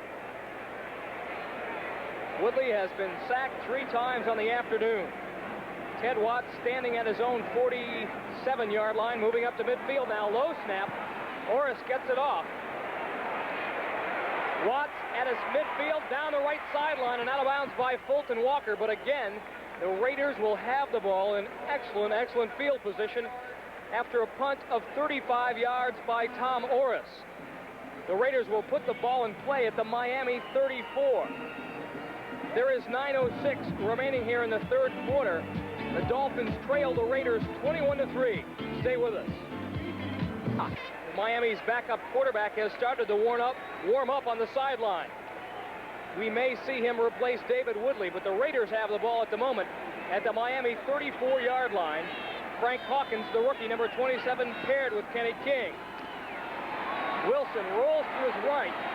He's got Malcolm Barnwell, number 80, a tremendous throw and catch down to the 15 and out of bounds.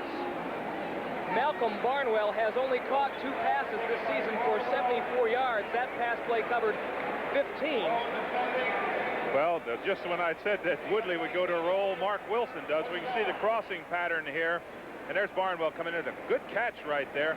Boy, what an average he's got from Virginia Union only in his first year.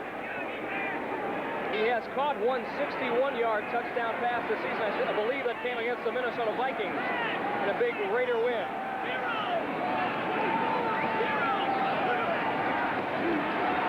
Wilson trying to loft it for Chandler. But Gerald Small, number 28, or rather Don McNeil, number 28, right there in the coverage. We pause briefly for station identification. This is the NBC television network. KRON-TV, Channel 4, San Francisco. Mike Adamle and Dave Rowe here in the Orange Bowl, where the Dolphins trail the Oakland Raiders 21-3. Raiders are threatening once again at the 15-yard line of Miami. 2nd down and 10, and now Todd Christensen, number 46, in the Oakland backfield. Wilson, the throw. He's got Christensen. Ernie Rowe, number 55, was there in the coverage, but Christensen had a step and perhaps the touch that will only come with years and years of experience. That was the only thing missing on that Mark Wilson pass. It certainly was. Mark Wilson throwing the ball excellent. We can't talk too much about the consistency he's had today, and as the Oakland Raider fans know, that right now there's happiness in Raiderville. The Oakland Raiders have got one fan out there, a good friend of mine, Ralph Greer, who is probably one of the greatest fans in this league, and I know he's enjoying today's game. Barnwell, number 80, in the slot to the left along with Chandler. 3rd down and 10. Wilson up top looking for Barnwell. Again, nice coverage supplied by Don McNeil. And number 50, Larry Gordon. So Chris Barr will step onto the field in an attempt a field goal for Oakland. An interesting sideline as we watched Mark Wilson walk this sideline is that they didn't really think he was a great leader until he came to this team, and they say that that's one area that he's really worked hard on, is leading these Oakland Raiders. And you know, of course, the great Kenny Stabler, of course. Look at that arm, by the way. I believe that's where he got his arm hurt on that tackle earlier on that kickoff. From 32 yards out, Chris Barr's kick is up, and it is good. So Barr, bad arm and all, lengthens the Raiders' lead 24-3. We have 8:34 remaining here in the third quarter. It really affects a field goal kicker with his arm in a sling like that. And look at this boot by Ray Guy. Fulton Walker fields it about 8 yards deep in his own end zone. Mr. Guy can just do it all. Punting, place kicking. He kicked very, very well when I was with Oakland, and of course Chris Barr, has kicked also well. But Ray, the thing that made Ray so great is that he was the 11th man on that kickoff team, and many times had the game-saving tackle. Well, look who's new there. Number 10, John Strock, the backup quarterback, has replaced David Woodley. He is the insurance policy that Don Shula enjoys. He's going to try to get things going for the Dolphins. Jeff Taves, number 60, has replaced Bob Kuchenberg now. And that off.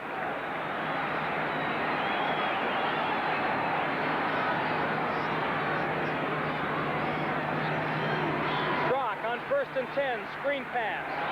Out to Eddie Hill with 3 blockers in front of him. Bounces it outside. And has got a Miami first down out of bounds at the 35-yard line. Tackled by Matt Millen. Gain of 15 yards. Right now, let's go to Byron Day in New York for an NFL update. We've got a wild scramble in the AFC's Eastern Division if Miami does not manage to beat the Oakland Raiders here this afternoon. First and 10 at their own 36. Strock to throw again. To Cephalo. Knocked out of bounds by Monty Jackson after a gain of second down and 3.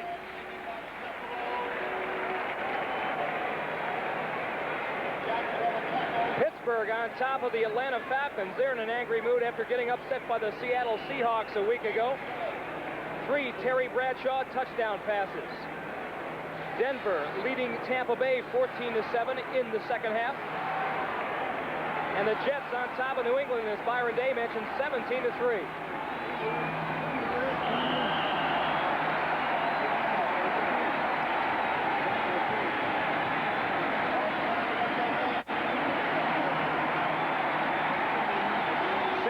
Still on top of the Buffalo Bills, 10-0. Another big game in the AFC's Eastern Division. Philadelphia 24, Baltimore 6. The troubles continue. Los Angeles hanging tough against the Cincinnati Bengals despite their problems. And Minnesota on top of the New Orleans Saints, 13-3 in the third quarter. Green Bay on top of the Bears, 21-10. Starr looking for his 3rd consecutive win. Miami with a first and 10 at their own 48-yard line. They trail by 21. Draw play. Eddie Hill's got a lot of running room. He can break it. He's got speed. Down to the 30-yard line. Dragged down from behind by number 23, Otis McKinney. Well, we've mentioned several times the play of Ted Hendricks. As we watch this block right here, it's just a simple look-in block. He kicks Ted Hendricks inside, and he's off to the races right here.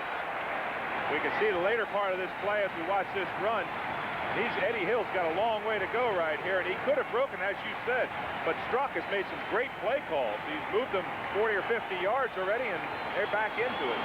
Credit Eric Laxo and tight end Joe Rose with great blocks. Hill just recently returned from the injured reserve list.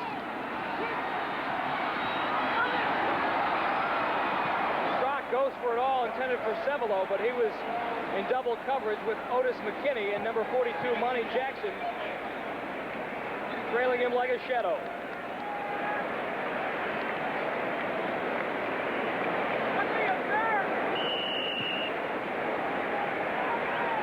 Don Shula does believe that David Woodley is the Dolphins' future. However, he is never, ever afraid of putting Don Strzok into the contest. Well, this early tenure in Woodley's career, he's got to realize he's going to have up and down games, and that's what Shula does realize that.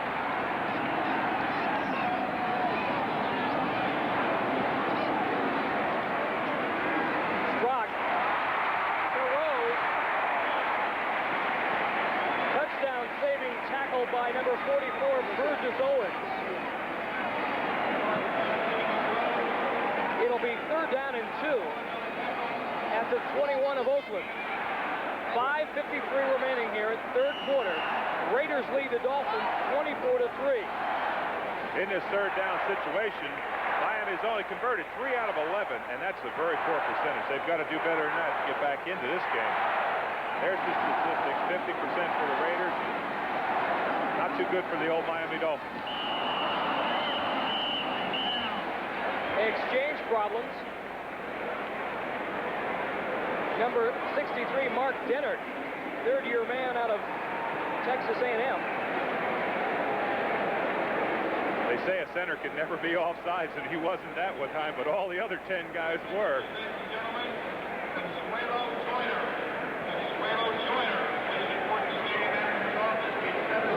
Illegal snap, number 63 offense. So instead of 3rd and 2, it'll be 3rd down and 7. John Sandusky, the man with the headset on, offensive line coach for the Miami Dolphins, next to Don Shula. 3 wide receivers in the game. Tommy Vigorito in the slot, left slot, as the third wide out for Miami. He's got Vigorito and a first down.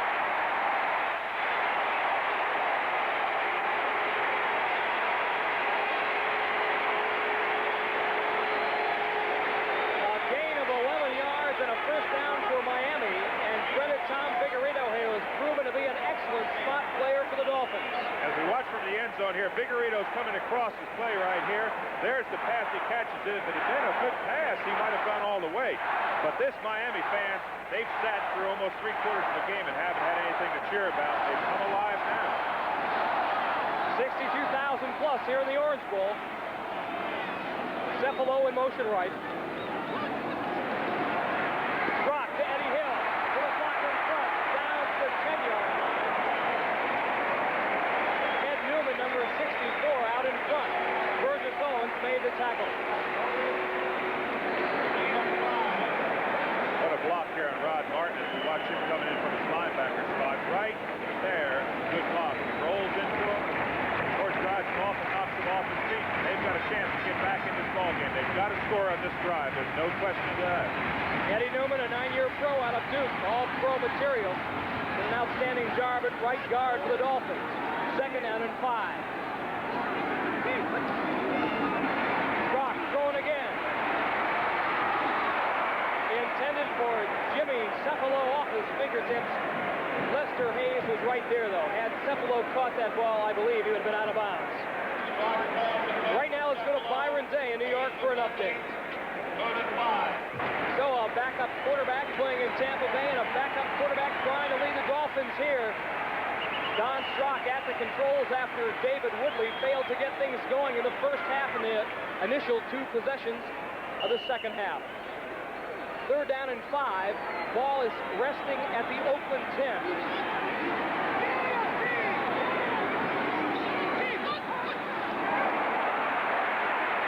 Flags are down, almost picked off by Monty Jackson, intended for Duriel Harris.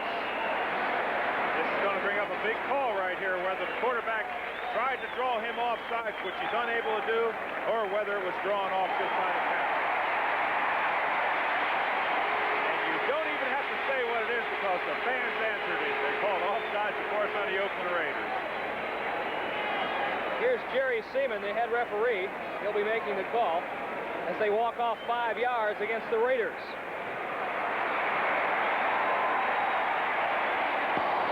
Offside, number 75 defense. First down. The big rookie out of Villanova, Howie Long. We can see him jump in the right side of our picture here. The voice inflection drew him off, and it's something that every young rookie's got to learn, that you don't go on the sound, you go on the ball. Voice inflections are okay. Head bobs are out. That's right. illegal. Exactly right. 1st and goal from the 5. Miami desperately needs a score. Eddie Hill. Touchdown.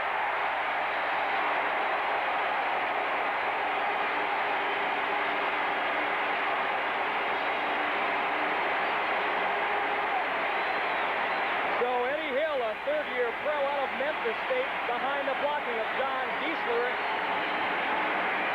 scores his touchdown for Miami. As we watch Hill, number 31, cut back into play, the interesting thing is that Don Strock has driven this team about 70 yards for a score, and Don Shula has not abandoned his game plan. That's the mark of a great football coach. He stayed with his game plan, and they feel that they have a chance to get back in this ball game. Uwe von Schaman with Strock holding, attempting the point. It is up. It is good. So finally, the Dolphins have come back with a touchdown. It's 24-10 here in the 3rd quarter. And Dave Rowe here in the Orange Bowl, as you take a look at that Miami Dolphins scoring drive of 9 plays, 80 yards, 4:44 knocked off the clock. It took the Dolphins nearly 3 quarters to come up with their initial touchdown. Raiders lead 24-10. Von Schaman kicks off, and he hits a beauty. Hawkins, deep in his end zone, says, I'm going to play it smart and stay in.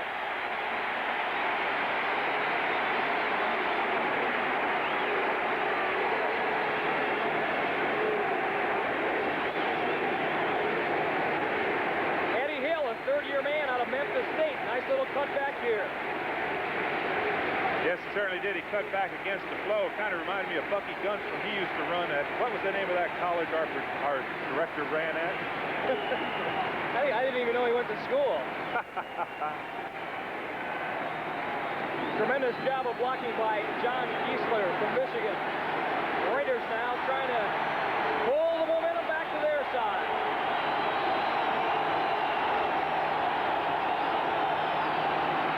Again, Wilson to throw. First and 10, screen to Derek Jensen. Dewey missed the tackle, but it slowed Jensen up enough to allow other Miami players to converge. Dewey was right there. He comes into the picture from your left side. He'll come in late into the picture. But Jensen kept his feet, but as you said, it allowed him to get, as we watch the play develop here, it's hard. There's Baumauer coming across the field right there, trying to get back into play. So that's just a mass of bodies right there. Gain of 2, second and 8 for Oakland at their own 22.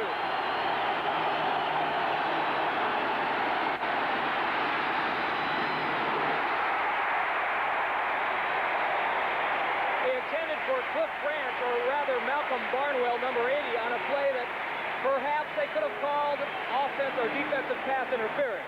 It certainly looked that way, as Lyle Blackwood looked like he hit him a little bit early, but of course that's a referee's decision.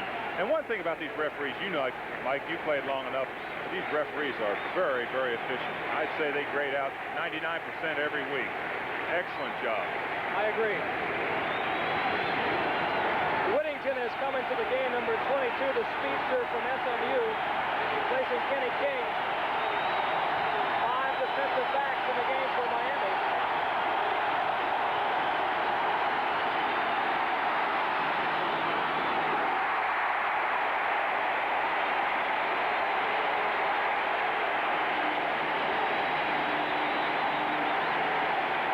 This crowd in Miami's Orange Bowl has come alive and gone berserk because of the great defensive play of the Miami Dolphins.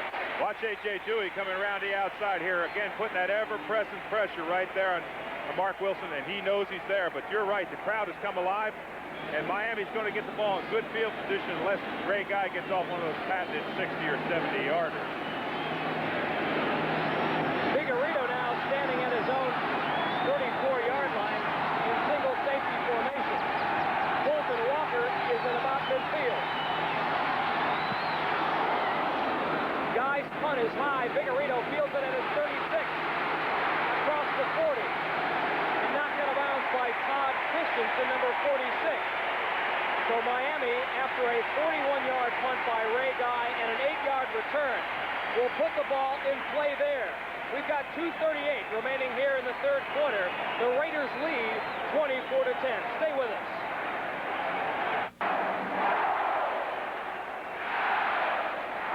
The crowd was dormant in the first half. They have had a fire lit underneath them by Don Schrock, who has replaced David Whitley.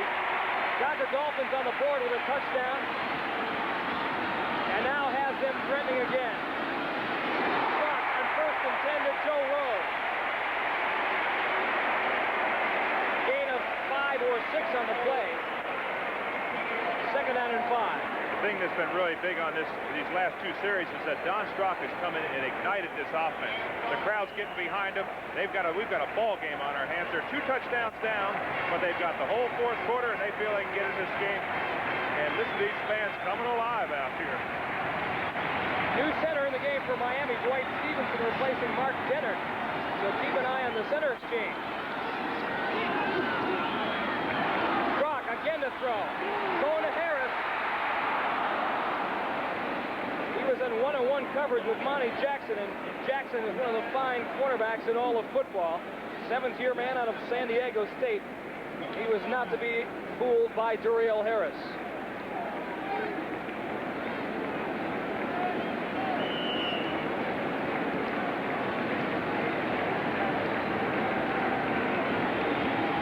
So it's 3rd down and 5 for Miami. 2:27 remaining here in the third quarter.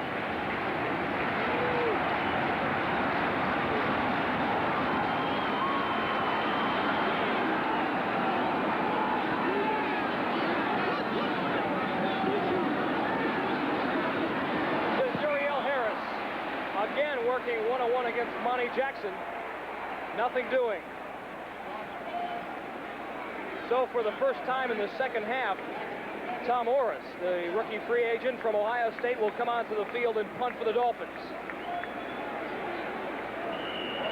And boy, has he been effective inside the 20-yard line. I think he's got 1 or 2 today, and he's got 14 already for the year. So he's had an excellent punting average for these Miami Dolphins.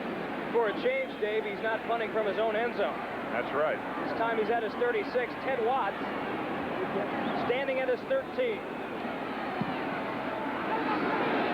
Orris bounces at the 10, but into the end zone for a touchback. So the Oakland Raiders were able to stifle Don Strock and company, punt of 48 yards into the end zone. The Thanksgiving Day tradition of exciting and unpredictable NFL football action continues on NBC Sports November 26th. Start your Turkey Day at 12 noon Eastern Time with a special holiday edition of NFL 81 with host Brian Gumbel. Then the playoff-hungry Kansas City Chiefs will take on Billy Sims and the Detroit Lions. That's all Thanksgiving Day right here on NBC Sports. He's done it so many times. Will he throw? First and 10. No. Give it to 38 Chester Willis. He gains about 4.5 yards, 5 yards out to the 25. 2nd and 5. Has been the situation so many times this year. The Oakland Raiders have played almost perfect football through almost three quarters of the game as we watch Dewey coming across there, and he does an excellent job. But the point I was going to make is that I know Tom Flores is over there saying, let's not have a turnover, let's not have a fumble in this situation, because it's just a crush. A.J. Dewey found out what it's like to be manhandled by Art Shell.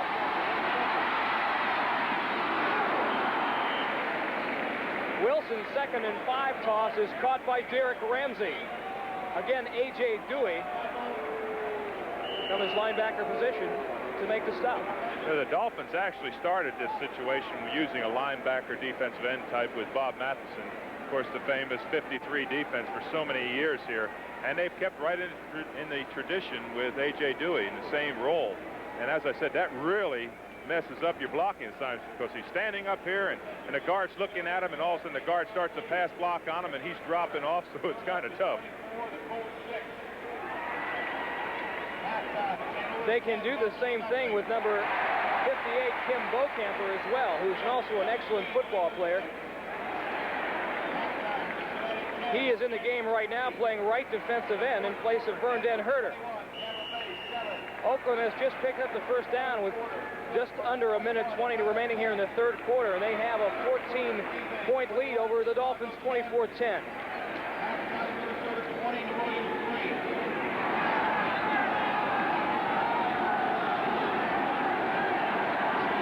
Slot formation left for the Raiders. Branch in the slot, Chandler out wide, flag on the play, flip to Chester.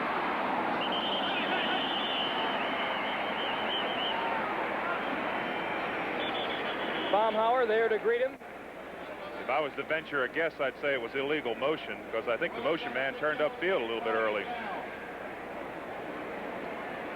You have to follow the line of scrimmage in a parallel manner, and indeed you are right. 2 out of 2. I'm really doing great today. Mark Wilson certainly has fooled me, but the referees have not.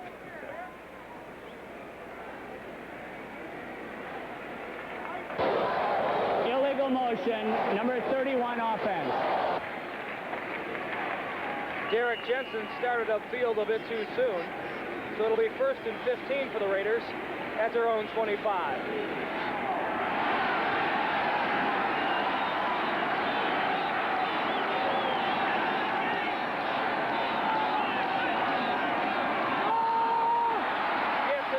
Jensen breaks 1, 2, 3 tackles, hooks his way out across the 30-yard line before Ernie Rohn brings him down.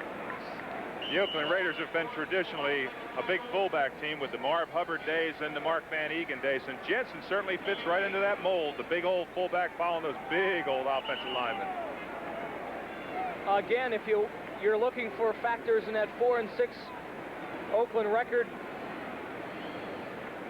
As most Bay Area fans know, Mark Van Eegen has not been in the lineup because of hamstring problems, and now did not play today because of a knee. They take Tim Beaucamper off the field. But Van Eegen is Oakland's all-time leading rusher, and you just don't replace a guy like that overnight.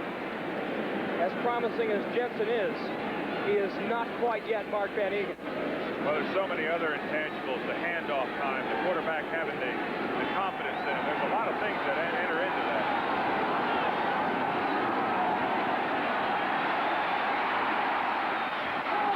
Wilson in trouble, was looking for Jensen. Jensen was trying to break free from Ernie Roan. The ubiquitous one out of Henderson, Arkansas. Well, Bob Trumpy and Bob Costas are enjoying quite a game in Atlanta. Pittsburgh Steelers taking it to the Atlanta Falcons 27-17 in the fourth quarter. Bartkowski has brought the Falcons back with a 30-yard touchdown pass to Alfred Jenkins.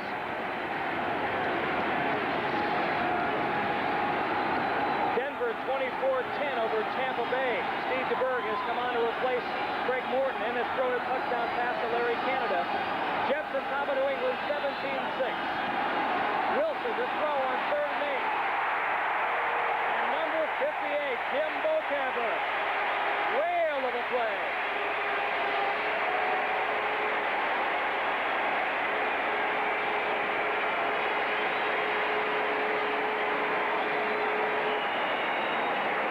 Well, they got pressure on old Mark Wilson that time. We'll watch Beaucamper come from the top of your screen there, breaking through number 58.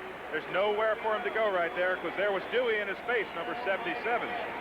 So it's going to bring up another interesting field position here because they're going, as the quarter changes, we're in a ball game, Mike. Well, that's the end of the third quarter. It's Oakland 24, Miami 10. We'll be right back after these messages from your local station. Well, I'm sure you would hear a collective roar. The Jets on top of the New England Patriots 17-6. If Buffalo loses today to St. Louis and Miami loses, the Jets will be but a half game behind the Dolphins in the AFC's Eastern Division. The Bills would be a full game out, and the Jets and the Dolphins play next week in Shea Stadium.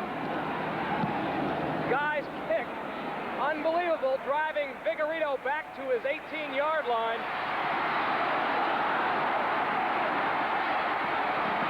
Finally, Ted Watts strings it out and knocks him out of bounds at the 21-yard line. A 58-yard punt, a 3-yard return. 59 yards. Again, probably critical when it comes to deciding who's the winner with tie-breaking procedures. Buffalo has a 4-1 interdivision record. Miami has a 3-1-1 interdivision record. The Jets have a 3-1-1 interdivision record. However, could go to 4-1-1 with a victory over the Patriots. Miami is playing a AFC Western Division opponent today in Oakland. Of course, Buffalo playing an NFC opponent in St. Louis. Well, a few weeks ago, they were calling for the job of the coach of New York Jets, and now they're cheering for him.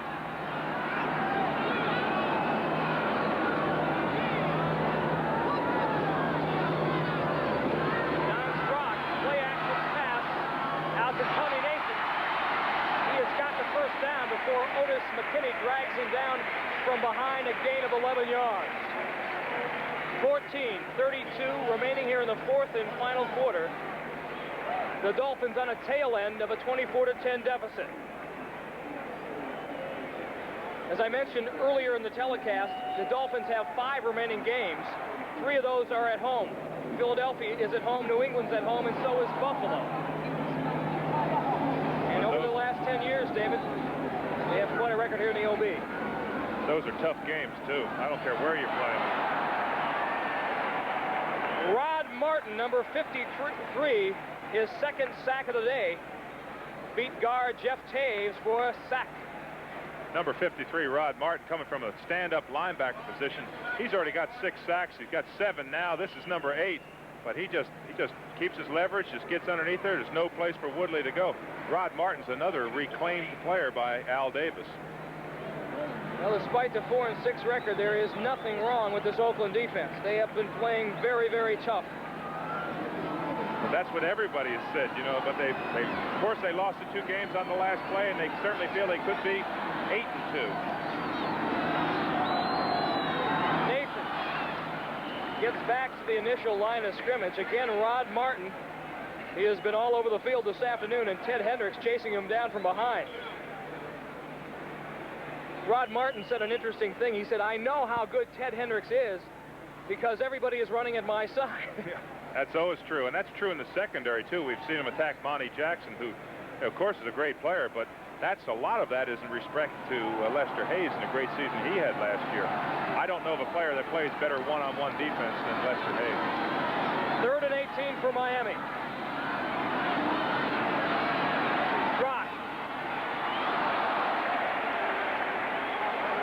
Strock was looking for Duriel Harris.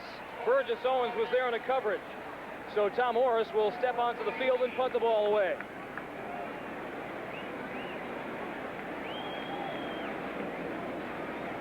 So after igniting an initial fire under Miami's offense, Don Strock has come up short 2 times in a row.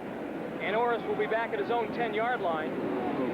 Ted Watts, who can change the field position in a big hurry, is back at his 40-yard line.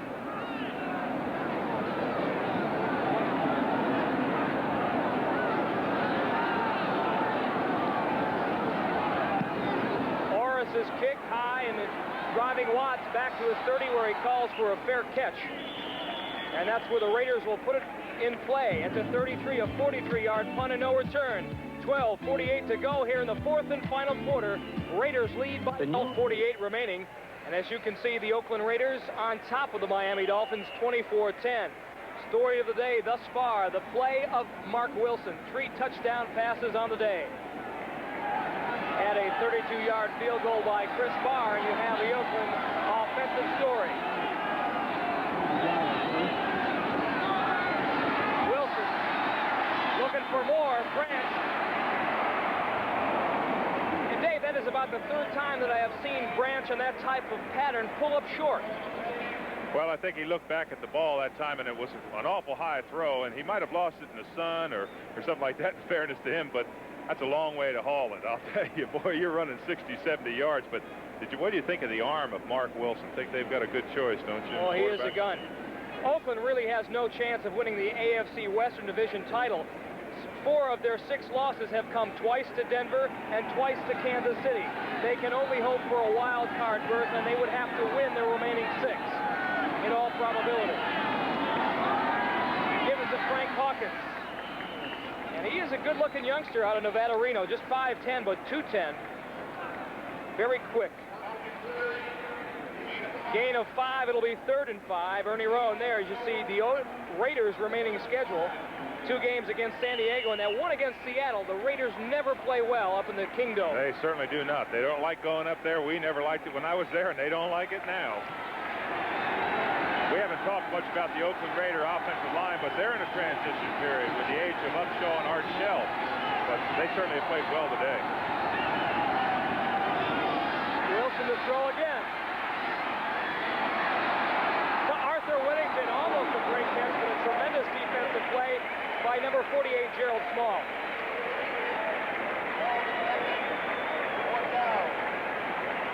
So Ray Guy will have to come on and punt. As I said, we haven't talked much. There's Henry Lawrence, number 70 right there.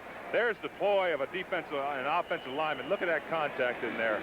Betters does a good job, and Henry loses him late, but I'll tell you one thing. That's a real force in there. Wow. Aren't you supposed to keep your hand open?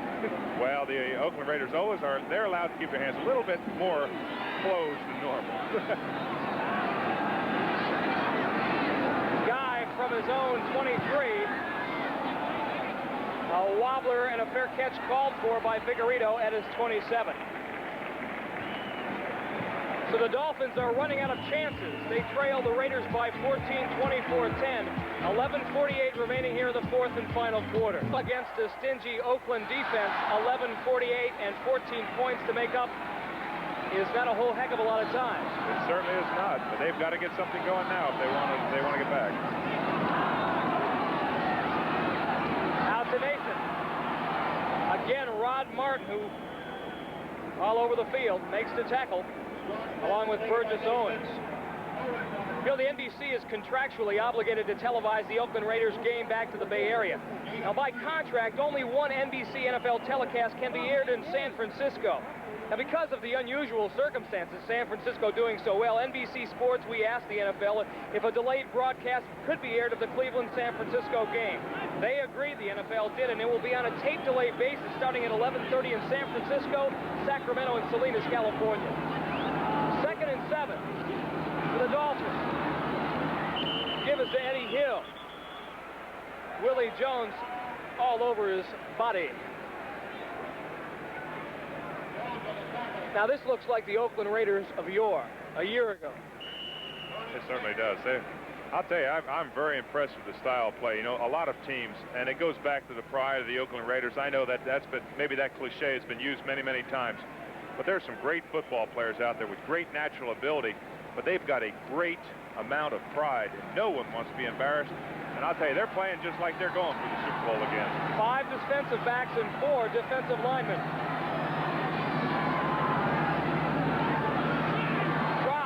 Heavy pressure. Nat Moore, he would have had to have made a tremendous catch from behind. Again, tremendous pressure applied by number 75, Howie Long, and 86. Nasty, they call him, the great Cedric Hardman.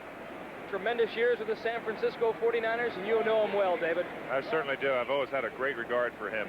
And of course, they're having a lot of fun over in San Francisco, as the fans out there, we'll see a little bit later. You've alluded to it several times, but San Francisco's having some happy moments now.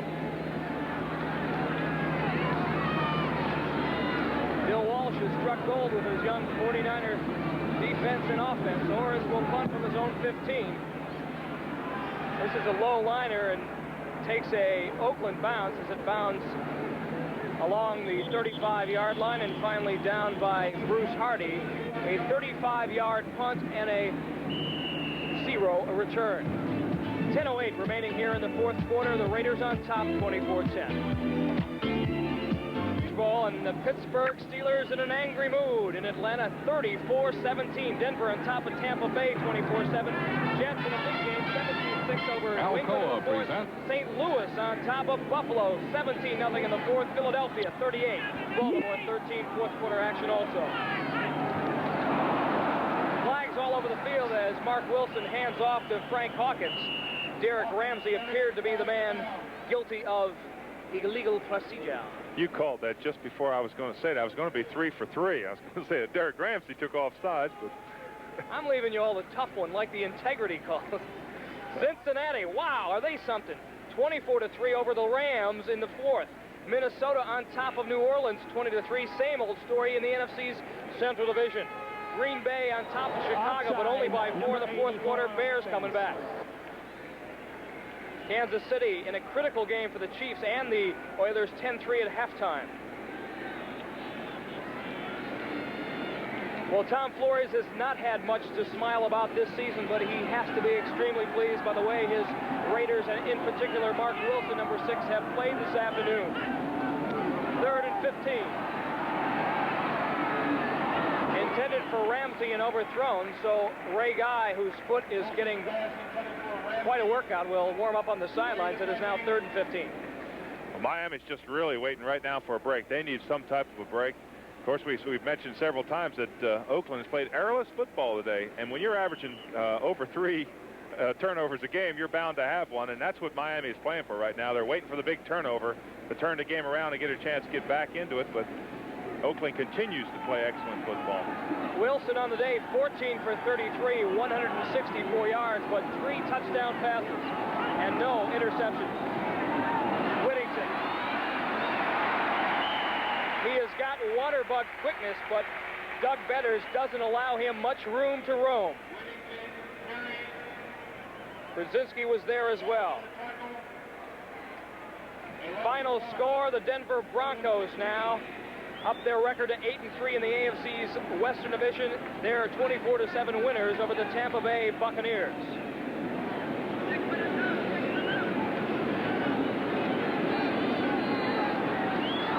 Frank Hawkins has checked into the game for the Raiders. Double wide receiver formation to the left. Malcolm Barnwell in the slot. Wilson going for it all. Ramsey in and out of his hands. Wilson's pass was on target. Ramsey couldn't find the handle.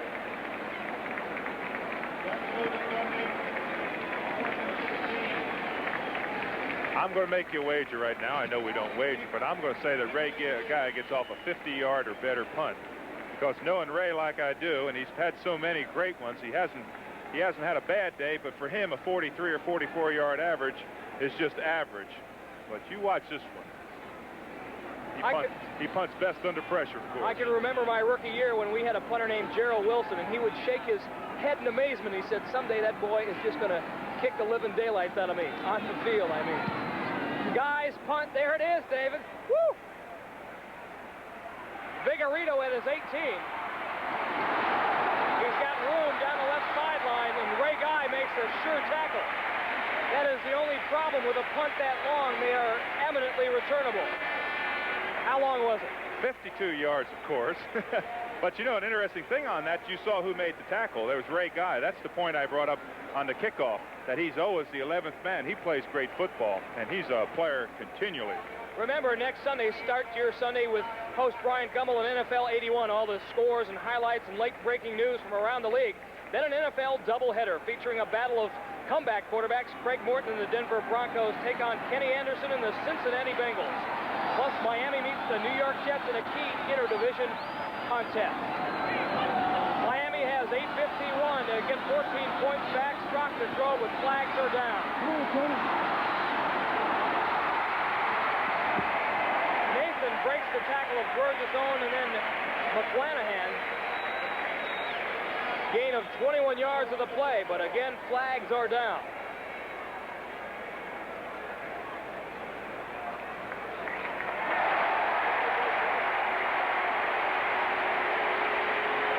Mike, as one-sided as this game has seemed in favor of the Oakland Raiders, offside. You know the left tackle on the defense.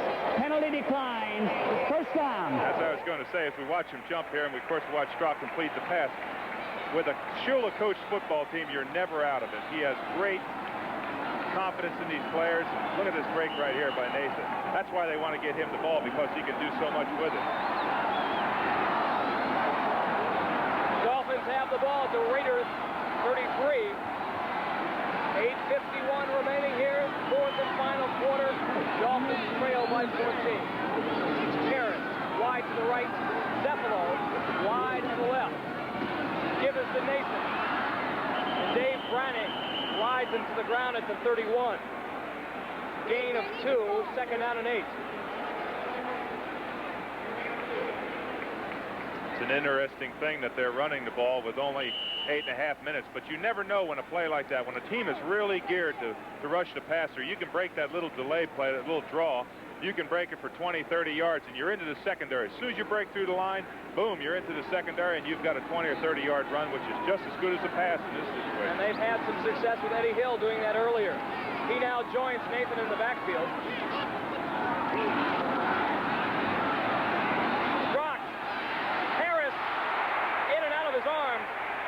Monty Jackson on the coverage. That would have been a tremendous catch by Duriel Harris, because he was also looking into the face of a Miami sun. He certainly was. As we get late in the game here, watch Duriel Harris on this little simple out pattern. He looks Jackson inside, and there's his cut to the outside. It was a well-thrown ball, but as you said, he's looking back into his sun. Look how close the game of football is. He has been the Dolphins' bread and butter receiver so far this season, and without question, Strock will have to look for him as the game winds down to its final moments. Pirate formation, 5 defensive backs for the Raiders. Dwayne Osteen in the game. Strock again to throw, heavy pressure, but gets it off to that Moore, and Moore has a Miami first down at the Oakland 18.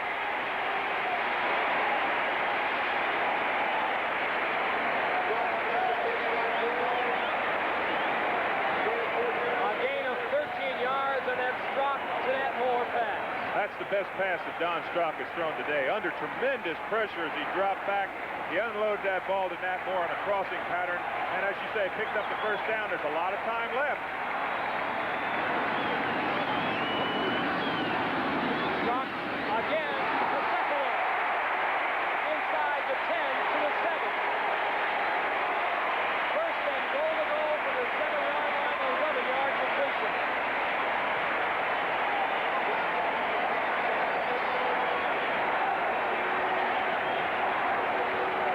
pretty good statistics for a backup player, and he just wants a chance to play. He could play for a lot of teams, but he has to back up here in back of Daryl Harris and Nat Moore. But that's almost an undefensible pattern, that quick slant pattern in. Cefalo now wide to the right. Miami first and goal to go on their own 8-yard line. The blitz is on. Here comes Rod Martin. There's the pass to Cefalo, and broken up against by Lester Hayes. Well, I'll tell you, Lester Hayes has had probably one of the best years you could possibly have as a defensive back, and that was the exact same pattern, and you saw the results. As I said, Lester Hayes, number 37, is probably one of the best one-on-one play coverage men there is. You can see him coming into your scene right there. Look at that. You just couldn't cover it better. So now it's second and goal from the 8. There it is again. Look at the play by Lester Hayes. And that's one-on-one coverage with no cushion. Look at him right there as he drops back off another angle. Brock in big trouble. Otis McKinney. Brock fumbles the ball.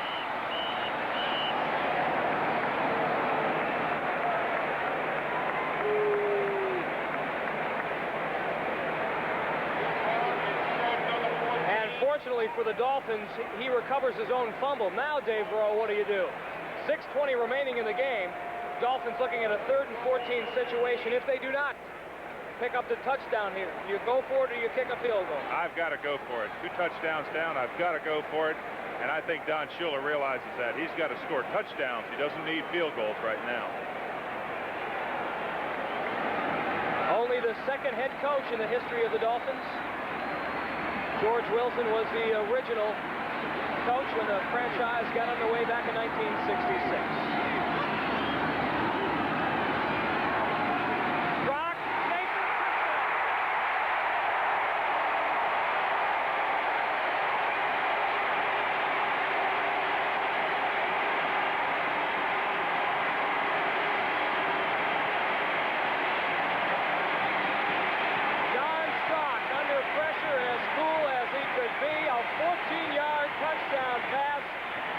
Tony Nathan.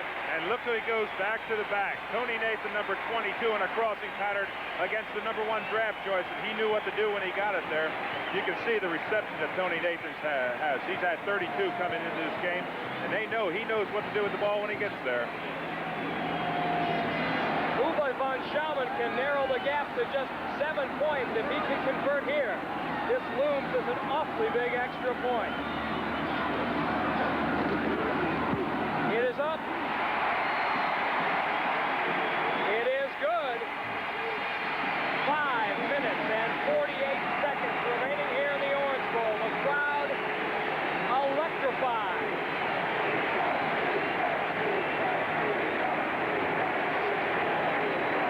Here's the TD one more time, Dave. As we watch Tony Nathan will swing out of the pattern on the right side of your set, you can see him. He's just one-on-one right there with Ted Watson. It's no contest. Look at those receptions just for the day. 7 receptions, almost 100 yards, and 1 touchdown. Shula's got his Dolphins back in this ball game. 5:48 remaining. They trail the Raiders by 7, 24-17. You say back in the game, but I bet you that Don Shula never thought that he was out. I listened to a great conversation between he and Al Davis ahead of time. Boy, they must be great friends. They have a great lot of respect for each other.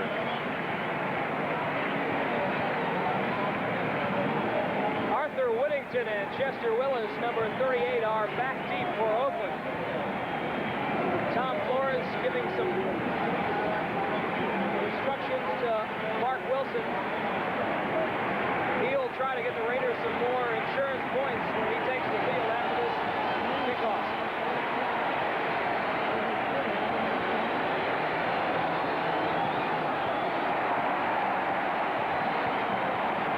Whittington at his own goal line. Across the 20 out to the 24.5-yard line, Eric Laxow and Ken Poole. Number 78 was the man to hit him first. This is another great learning experience for Mark Wilson, and as you said, as we watch, there's a flag on the play, which could be very interesting. And it's going to be a holding against the Oakland Raiders. But Tom Flores in this situation is trying to calm his young quarterback down, trying to tell him, Don't try to do anything that would cause a turnover. Play a normal game, exactly what we're doing best. We're running the ball well. Those are the things that we're doing best in these situations. We watch them continue to talk right there. Above the waist during the return, number 90 on the receiving team. First down. Illegal block above the waist. We have seen that so many times across the National Football League this season. Puts the Raiders even deeper into their own territory, their own 14. David, they've had a lot of success throwing the ball on 1st and 10. Will they gamble? As we look at this final, Jets 17, New England 6. Listen to this crowd.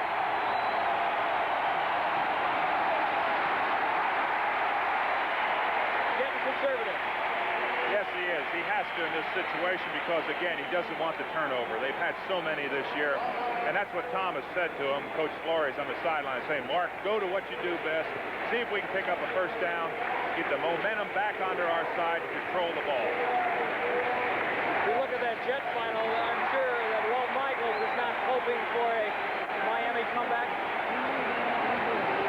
2nd down and 7 at the 17th. 5:04 remaining. Wilson, Kenny King trying to go outside. Glenn Blackwood, number 47, drags King down. No gain, 3rd down and 6. As we watch the clock tip down in the upper picture there, as this Miami Dolphin defense is going into the huddle, they're saying, everybody give it all for one big play here. So they want to stop them, and they'll get the ball back in excellent field position. And then it's going to be put the burden on the Oakland Raiders.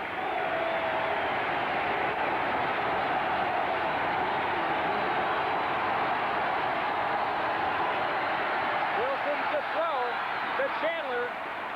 1st down. Oakland's 3rd down efficiency has been cut down this year by the absence of Bob Chandler in the lineup. There is why he's so important. You said it in the pregame talk, in our pregame talk, and that's the evidence right there. They're able to go to Bob Chandler. That's the factor that he plays in this game. And it has momentarily silenced this partisan Miami crowd. Chandler, 11 years in the league. Played his collegiate ball, I'm sure you know it, the University of Southern California. Give us a Whittington. Whittington gets a rather Frank Hawkins. It is Whittington, yes, 22. Gain of 6, 4. We pause briefly for station identification. This is the NBC television network. This is Channel 4, KRON-TV, San Francisco. Mike Adamle and Dave Rowe here in the Orange Bowl. Miami trailing the Raiders 17-24 by 7 points. But the Raiders have the ball with 3:41 remaining.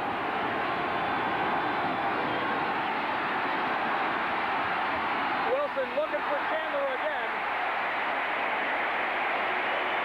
An excellent defensive play provided by number 28, Don McNeil. It certainly was, but I really like the confidence of Mark Wilson out there throwing. I think he's really developed well. As we watch Chandler come off the line here, he's against McNeil, and McNeil knows he's got his hands filled right there. Look at all those moves he's making right there. Only a second year McNeil is, and that's an excellent play. Toughest position in pro football, the cornerback, always under the microscope. You never have a second chance. If you make a mistake there, it's 7 points. 3rd down and 7, critical. Possession down to the Raiders. Wilson. Oh, he's got Raymond Chester. What a catch Raymond Chester made on that play. And hasn't he had a great career? All these Raiders and Dolphins have had great careers. That's why they've been so successful over so many years. Chester had been replaced in the starting lineup by Derek Ramsey, but watch this catch here. Just stretched out. You'll see it right there. It's a perfectly thrown pass. There's the defensive person coming in, and look at that catch by Raymond Chester. 12 years. A lot of them spent with Oakland, back to Baltimore, and now back to Oakland. So now the Raiders still have the ball and only 3:25 remaining. 1st and 10 at the Miami 42.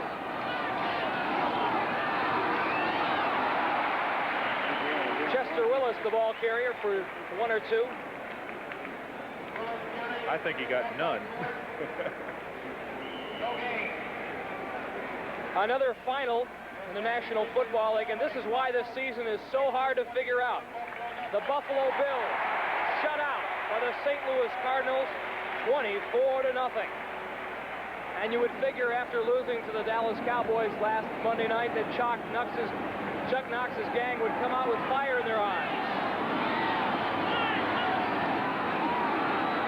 Wilson. Out of the grasp of bettors.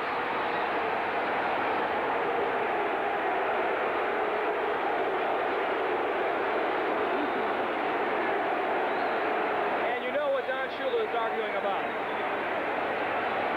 I'll let you say it. Last year they instituted the quarterback protection rule. Right. If he is in their grasp, they should blow the whistle. That's what Shula felt right there. He certainly did. You know, another sidelight as we watch Wilson here on his scramble. He's done this several times this year. He's set quite a few scrambles. Right there, was he in the arms of a, well, I would think it was close. But he's got a good ability to run. But what I was going to say in Buffalo in that St. Louis game, you know, Buffalo was embarrassed last week, and I mean, St. Louis was embarrassed, and they certainly played with some pride today, didn't they?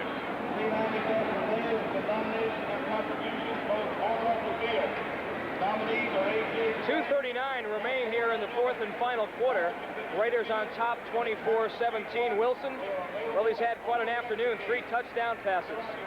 One to Bob Chandler of 37 yards, one to Derek Ramsey, another one of 13 yards to Todd Christensen. Raiders led early, 21-0.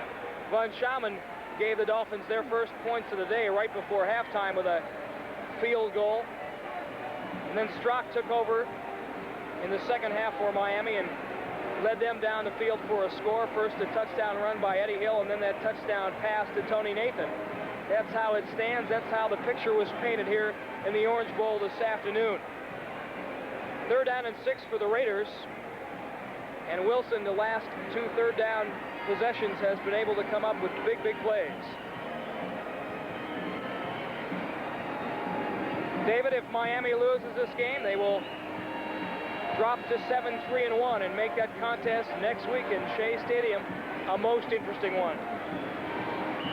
Yes, it certainly will. That's what you call it, basically a very tight 3-top division. There you see the clock. The situation, ball at the Oakland 45-yard line. Wilson looking at a 3rd and 6 situation.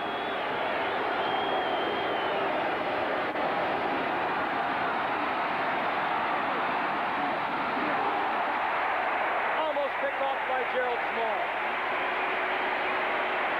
Mark Wilson was going for Arthur Whittington. Gerald Small almost made the play of the game. He certainly did. Had he been able to bring that one in, he was down the sideline with no one touching him, and that could have been the critical mistake that has killed Oakland the last few weeks, but it didn't hurt him today. Gerald Small comes up with a big, big play. Mark Wilson walks to the sidelines with these statistics.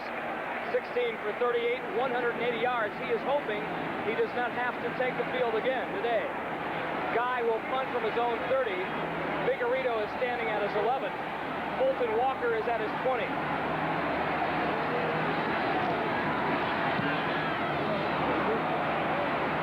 Guy, Vigorito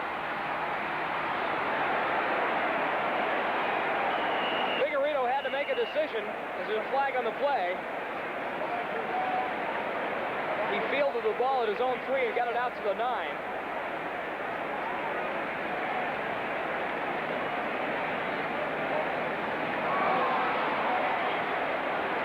And a legal push above the waist call against the Miami Dolphins will send them back even deeper. Had Vigorito not caught that ball, I believe it would have gone out on the 1 or 2 yard line. So he made a decision at the last minute to catch it. I mean, to pick it up on the bounce, but he almost had to do it. And that's, again, the valuableness of Ray Guy. And I know his wife, Beverly, watching in Oakland, was excited about that. Number 70, post-possession foul. The penalty will be assessed from the point where the ball was caught. Another final score, the Pittsburgh Steelers stay alive in the AFC Central Division. Final, Steelers 34, Atlanta 20. Steelers now 6-5, but the Bengals with a win over the Los Angeles Rams, they're 8-3.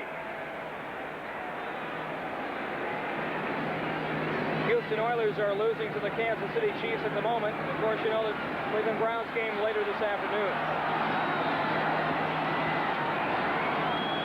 Dolphins starting from their own 2. Strock has got it wrong. A penalty in the end zone is an automatic safety. That could prove the end of the Miami Dolphins today. Johnny Robinson, number 68, the man in Strock's face. Strock grounded the ball intentionally. The referee signaled it, and there's the signal for the safety.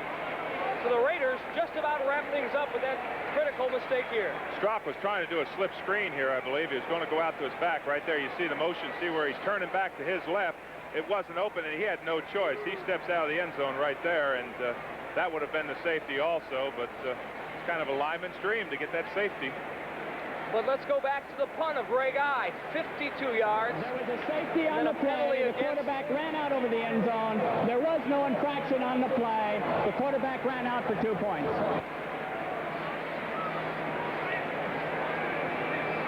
So it was not intentional grounding. However, there was a flag on the play. He did, as you saw in the replay, step beyond the end line. Yes, he did, but I don't think that was a good play selection because it takes too much time. You've got your defensive lineman really teeing off in that situation. It's one of those plays that looks great if it works, but a lot of times it's not going to work, and I don't agree with that play selection at all. And there were still 2 minutes and 16 seconds on the clock. So now the Dolphins trail 26-17. They are down by 9. They will need a touchdown and a field goal. I saw Don Shula last year do an interesting thing in this situation. He had an onside kick from the punt position on a safety. I don't know if he'll try that right now, but it was a heck of a play. Morris trying an onside punt. Knocks it out of bounds at his 39-yard line. Well, that's what I was said that he did last year. It's an interesting play, but it didn't fool Oakland. Oakland had lined up in their onside kick defense. And a 5-yard penalty will be assessed to the Dolphins. It is just like a kickoff. Final here, Philadelphia Eagles 38, Baltimore 13. 10 consecutive losses for the Baltimore Colts. Final, Green Bay wins their 3rd consecutive game, 21-17 over the Chicago Bears. They are the mystery team of the NFL. They can beat the San Diego Chargers and the Kansas City Chiefs, and then they come up short against teams that their talent is more compatible with. Let's see if he kicks another onside kick. He does. Raymond Chester fields the ball at his 30-yard line.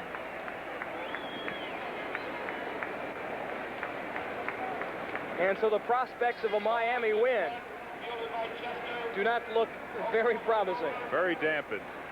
But that's a sign of a great coach. I saw him win last year with that same exact kick.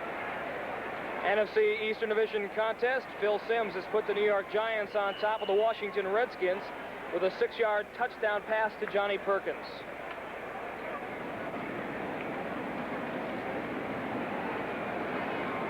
If you were Tom Flores now, what would you do, Mike? Would you go for the touchdown, or would you just play conservatively?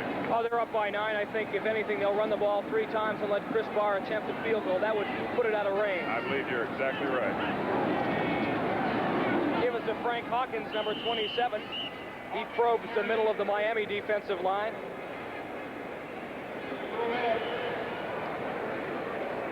The 2-minute warning has been given to both benches, and now here comes another one of those fantastic finishes. The executive producer of NBC Sports is Don Ohlmeyer. The coordinating producer of football is Ted Nathanson. Telecast of today's game is being produced by Kenneth Edmondson, directed by Bucky Gunts. Technical director Bill Toby, associate director Bill Goldman. Thank you, gentlemen. Also, thank you to our spotters, Harry Von Suskel and Bo McComas. I have to mention their names because they won't let me go water skiing with them next time I come down to Miami.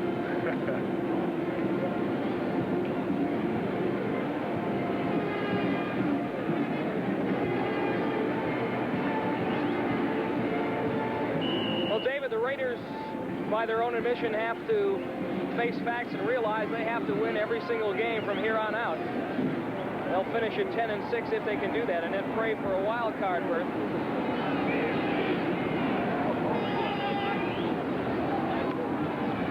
Hand off to Chester Willis, brought down by Blackwood, Lyle Blackwood, that is, number 42. Meanwhile, the Dolphins watched their record drop to 7-3-1, and now the Jets trail by only a half game. And of course, next week, right here on NBC Sports, a big contest to determine supremacy in the AFC's Eastern Division as the Jets and Dolphins tangle and shade. Right now, they really become important, but you know, this Oakland Raider team, they still feel they have a chance with a record of 10-6. They feel they have a shot, so they had to win this one. They've done it. They've got 5 more to go, or 4 more to go after this week, and they still feel they have a shot. They play the Chargers next week in Alameda County Stadium. One of 2 games remaining with San Diego. They also face the Steelers on Monday night, December 7th. They have the Bears at home, but they play Seattle away. Seahawks are dangerous up there, especially for the Raiders, who for some reason over the years have not played well on artificial surfaces.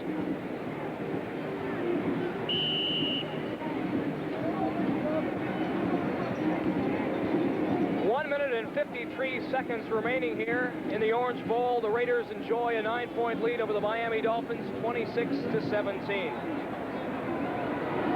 3rd down and 2, ball at the 22. Wilson gives to Frank Hawkins, and Hawkins has a first down as he rumbles down to the 17-yard line. Next Saturday on NBC Sports World, it's the ladies lifting incredible weights in the... This is usually a time where he and Dave Dalby, of course, would be out of the game, but there and again in the transition period. It's kind of tough for old Uppy. Give us to Hawkins again. Oakland electing to, in a gentlemanly manner, run out the clock. There's old Uppy. A long time, a long career. I played against him and I played with him. Very outspoken, but quite a gentleman. There's Dave Dalby, famous number double D there, number 50. Boy, I'll tell you, I played against him and I thought he was one of the best. Remember, stay tuned immediately following this.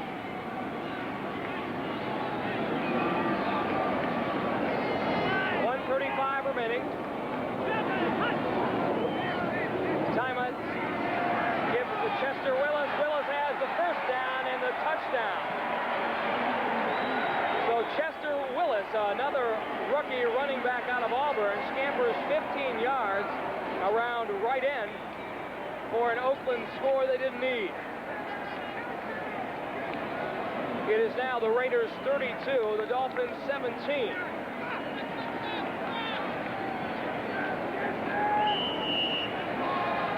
I think Ted Hendricks said it best, Dave, when he said, you know, there's no great teams in the NFL, and by no means are we dead this year.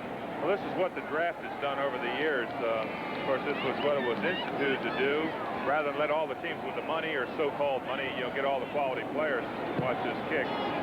But it really has given parity amongst the entire NFL. Any team can beat. There's the old cliche, it's been used 100 times, that on any day one team can beat another one, but it's so true this year.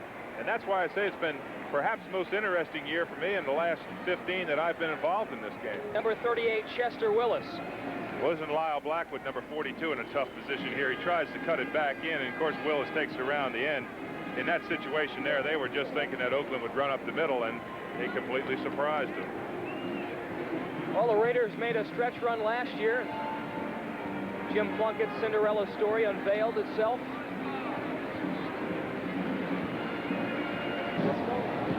Remember, that game will be on a tape delay basis in San Francisco at 11:30 this evening. Eddie Hill fields the ball for the Dolphins, takes it out to his 35-yard line. No timeouts remaining for Miami. If you think things are hot on the Raiders side, I smell something burning up here in the booth, and it's got me quite concerned. 33 points against the Miami Dolphins is the most that has been scored against a Don Shula team since 1970, which was his very first year here. Play football. Strock to Eddie Hill across the 40. Finally down by number 56, Jeff Barnes.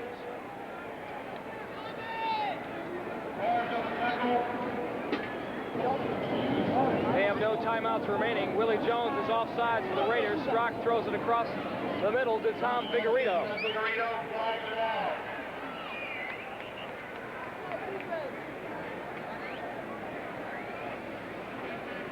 Again, the star of the day has been Oakland quarterback Mark Wilson. Prior to today's game, just 3 touchdown passes, but he's thrown 3 today. Outside, number 90 defense. Penalty decline. Kansas City on top of the Houston Oilers, 17-10. Kenny Stabler has come back to throw a 50-yard touchdown pass to Ken Burrow, the Snake Man. I rode his arm for quite a few years, and I know the Oakland fans loved watching the old Alabama Rattler. He was, oh, what a great player and a great person. Strock almost picked off by Dwayne Osteen. Was that ever a play? They're calling it that he touched the ball. It bounced off his hands into the hands of another guy and over to the receiver.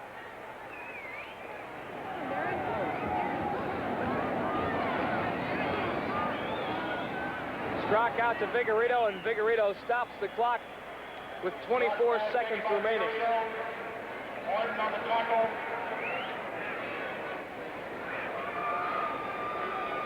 So Strock did a fairly masterful job of coming in the relief role of David Woodley. Minnesota final over New Orleans Saints 20-10. Remember, Brian Gumble will give you all the scores. NFL 81 after the game. Minnesota can't run the ball, but boy, with Tommy Kramer, can they ever throw it?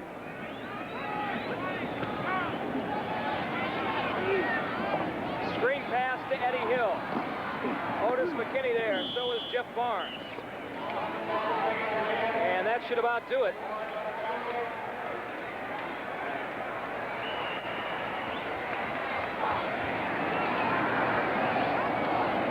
Strock gets off one more play. Elmer Bailey out of bounds, flag on the play. This is going to be where a defensive penalty is going to allow the offense to have another play. And I wouldn't doubt that you're going to see a pass to the end zone, knowing my great expertise as I have it. Defense is offside. The quarter will be extended for 1 play after a 5-yard penalty. That's like rubbing salt into the wound a little bit. Watch number 90 come into your picture. He's just trying to jump over top, and he does not get there. That's Willie Jones.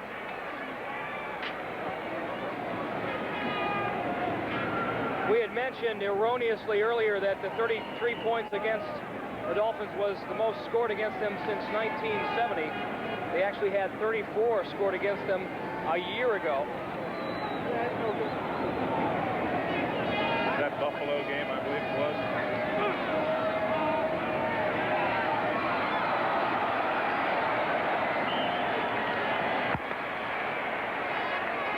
Actually, they had 36 scored against them no, 34. So that's the final score. The Raiders 33, the Dolphins 17 here in the Orange Bowl. We'll be back with some final comments after these messages.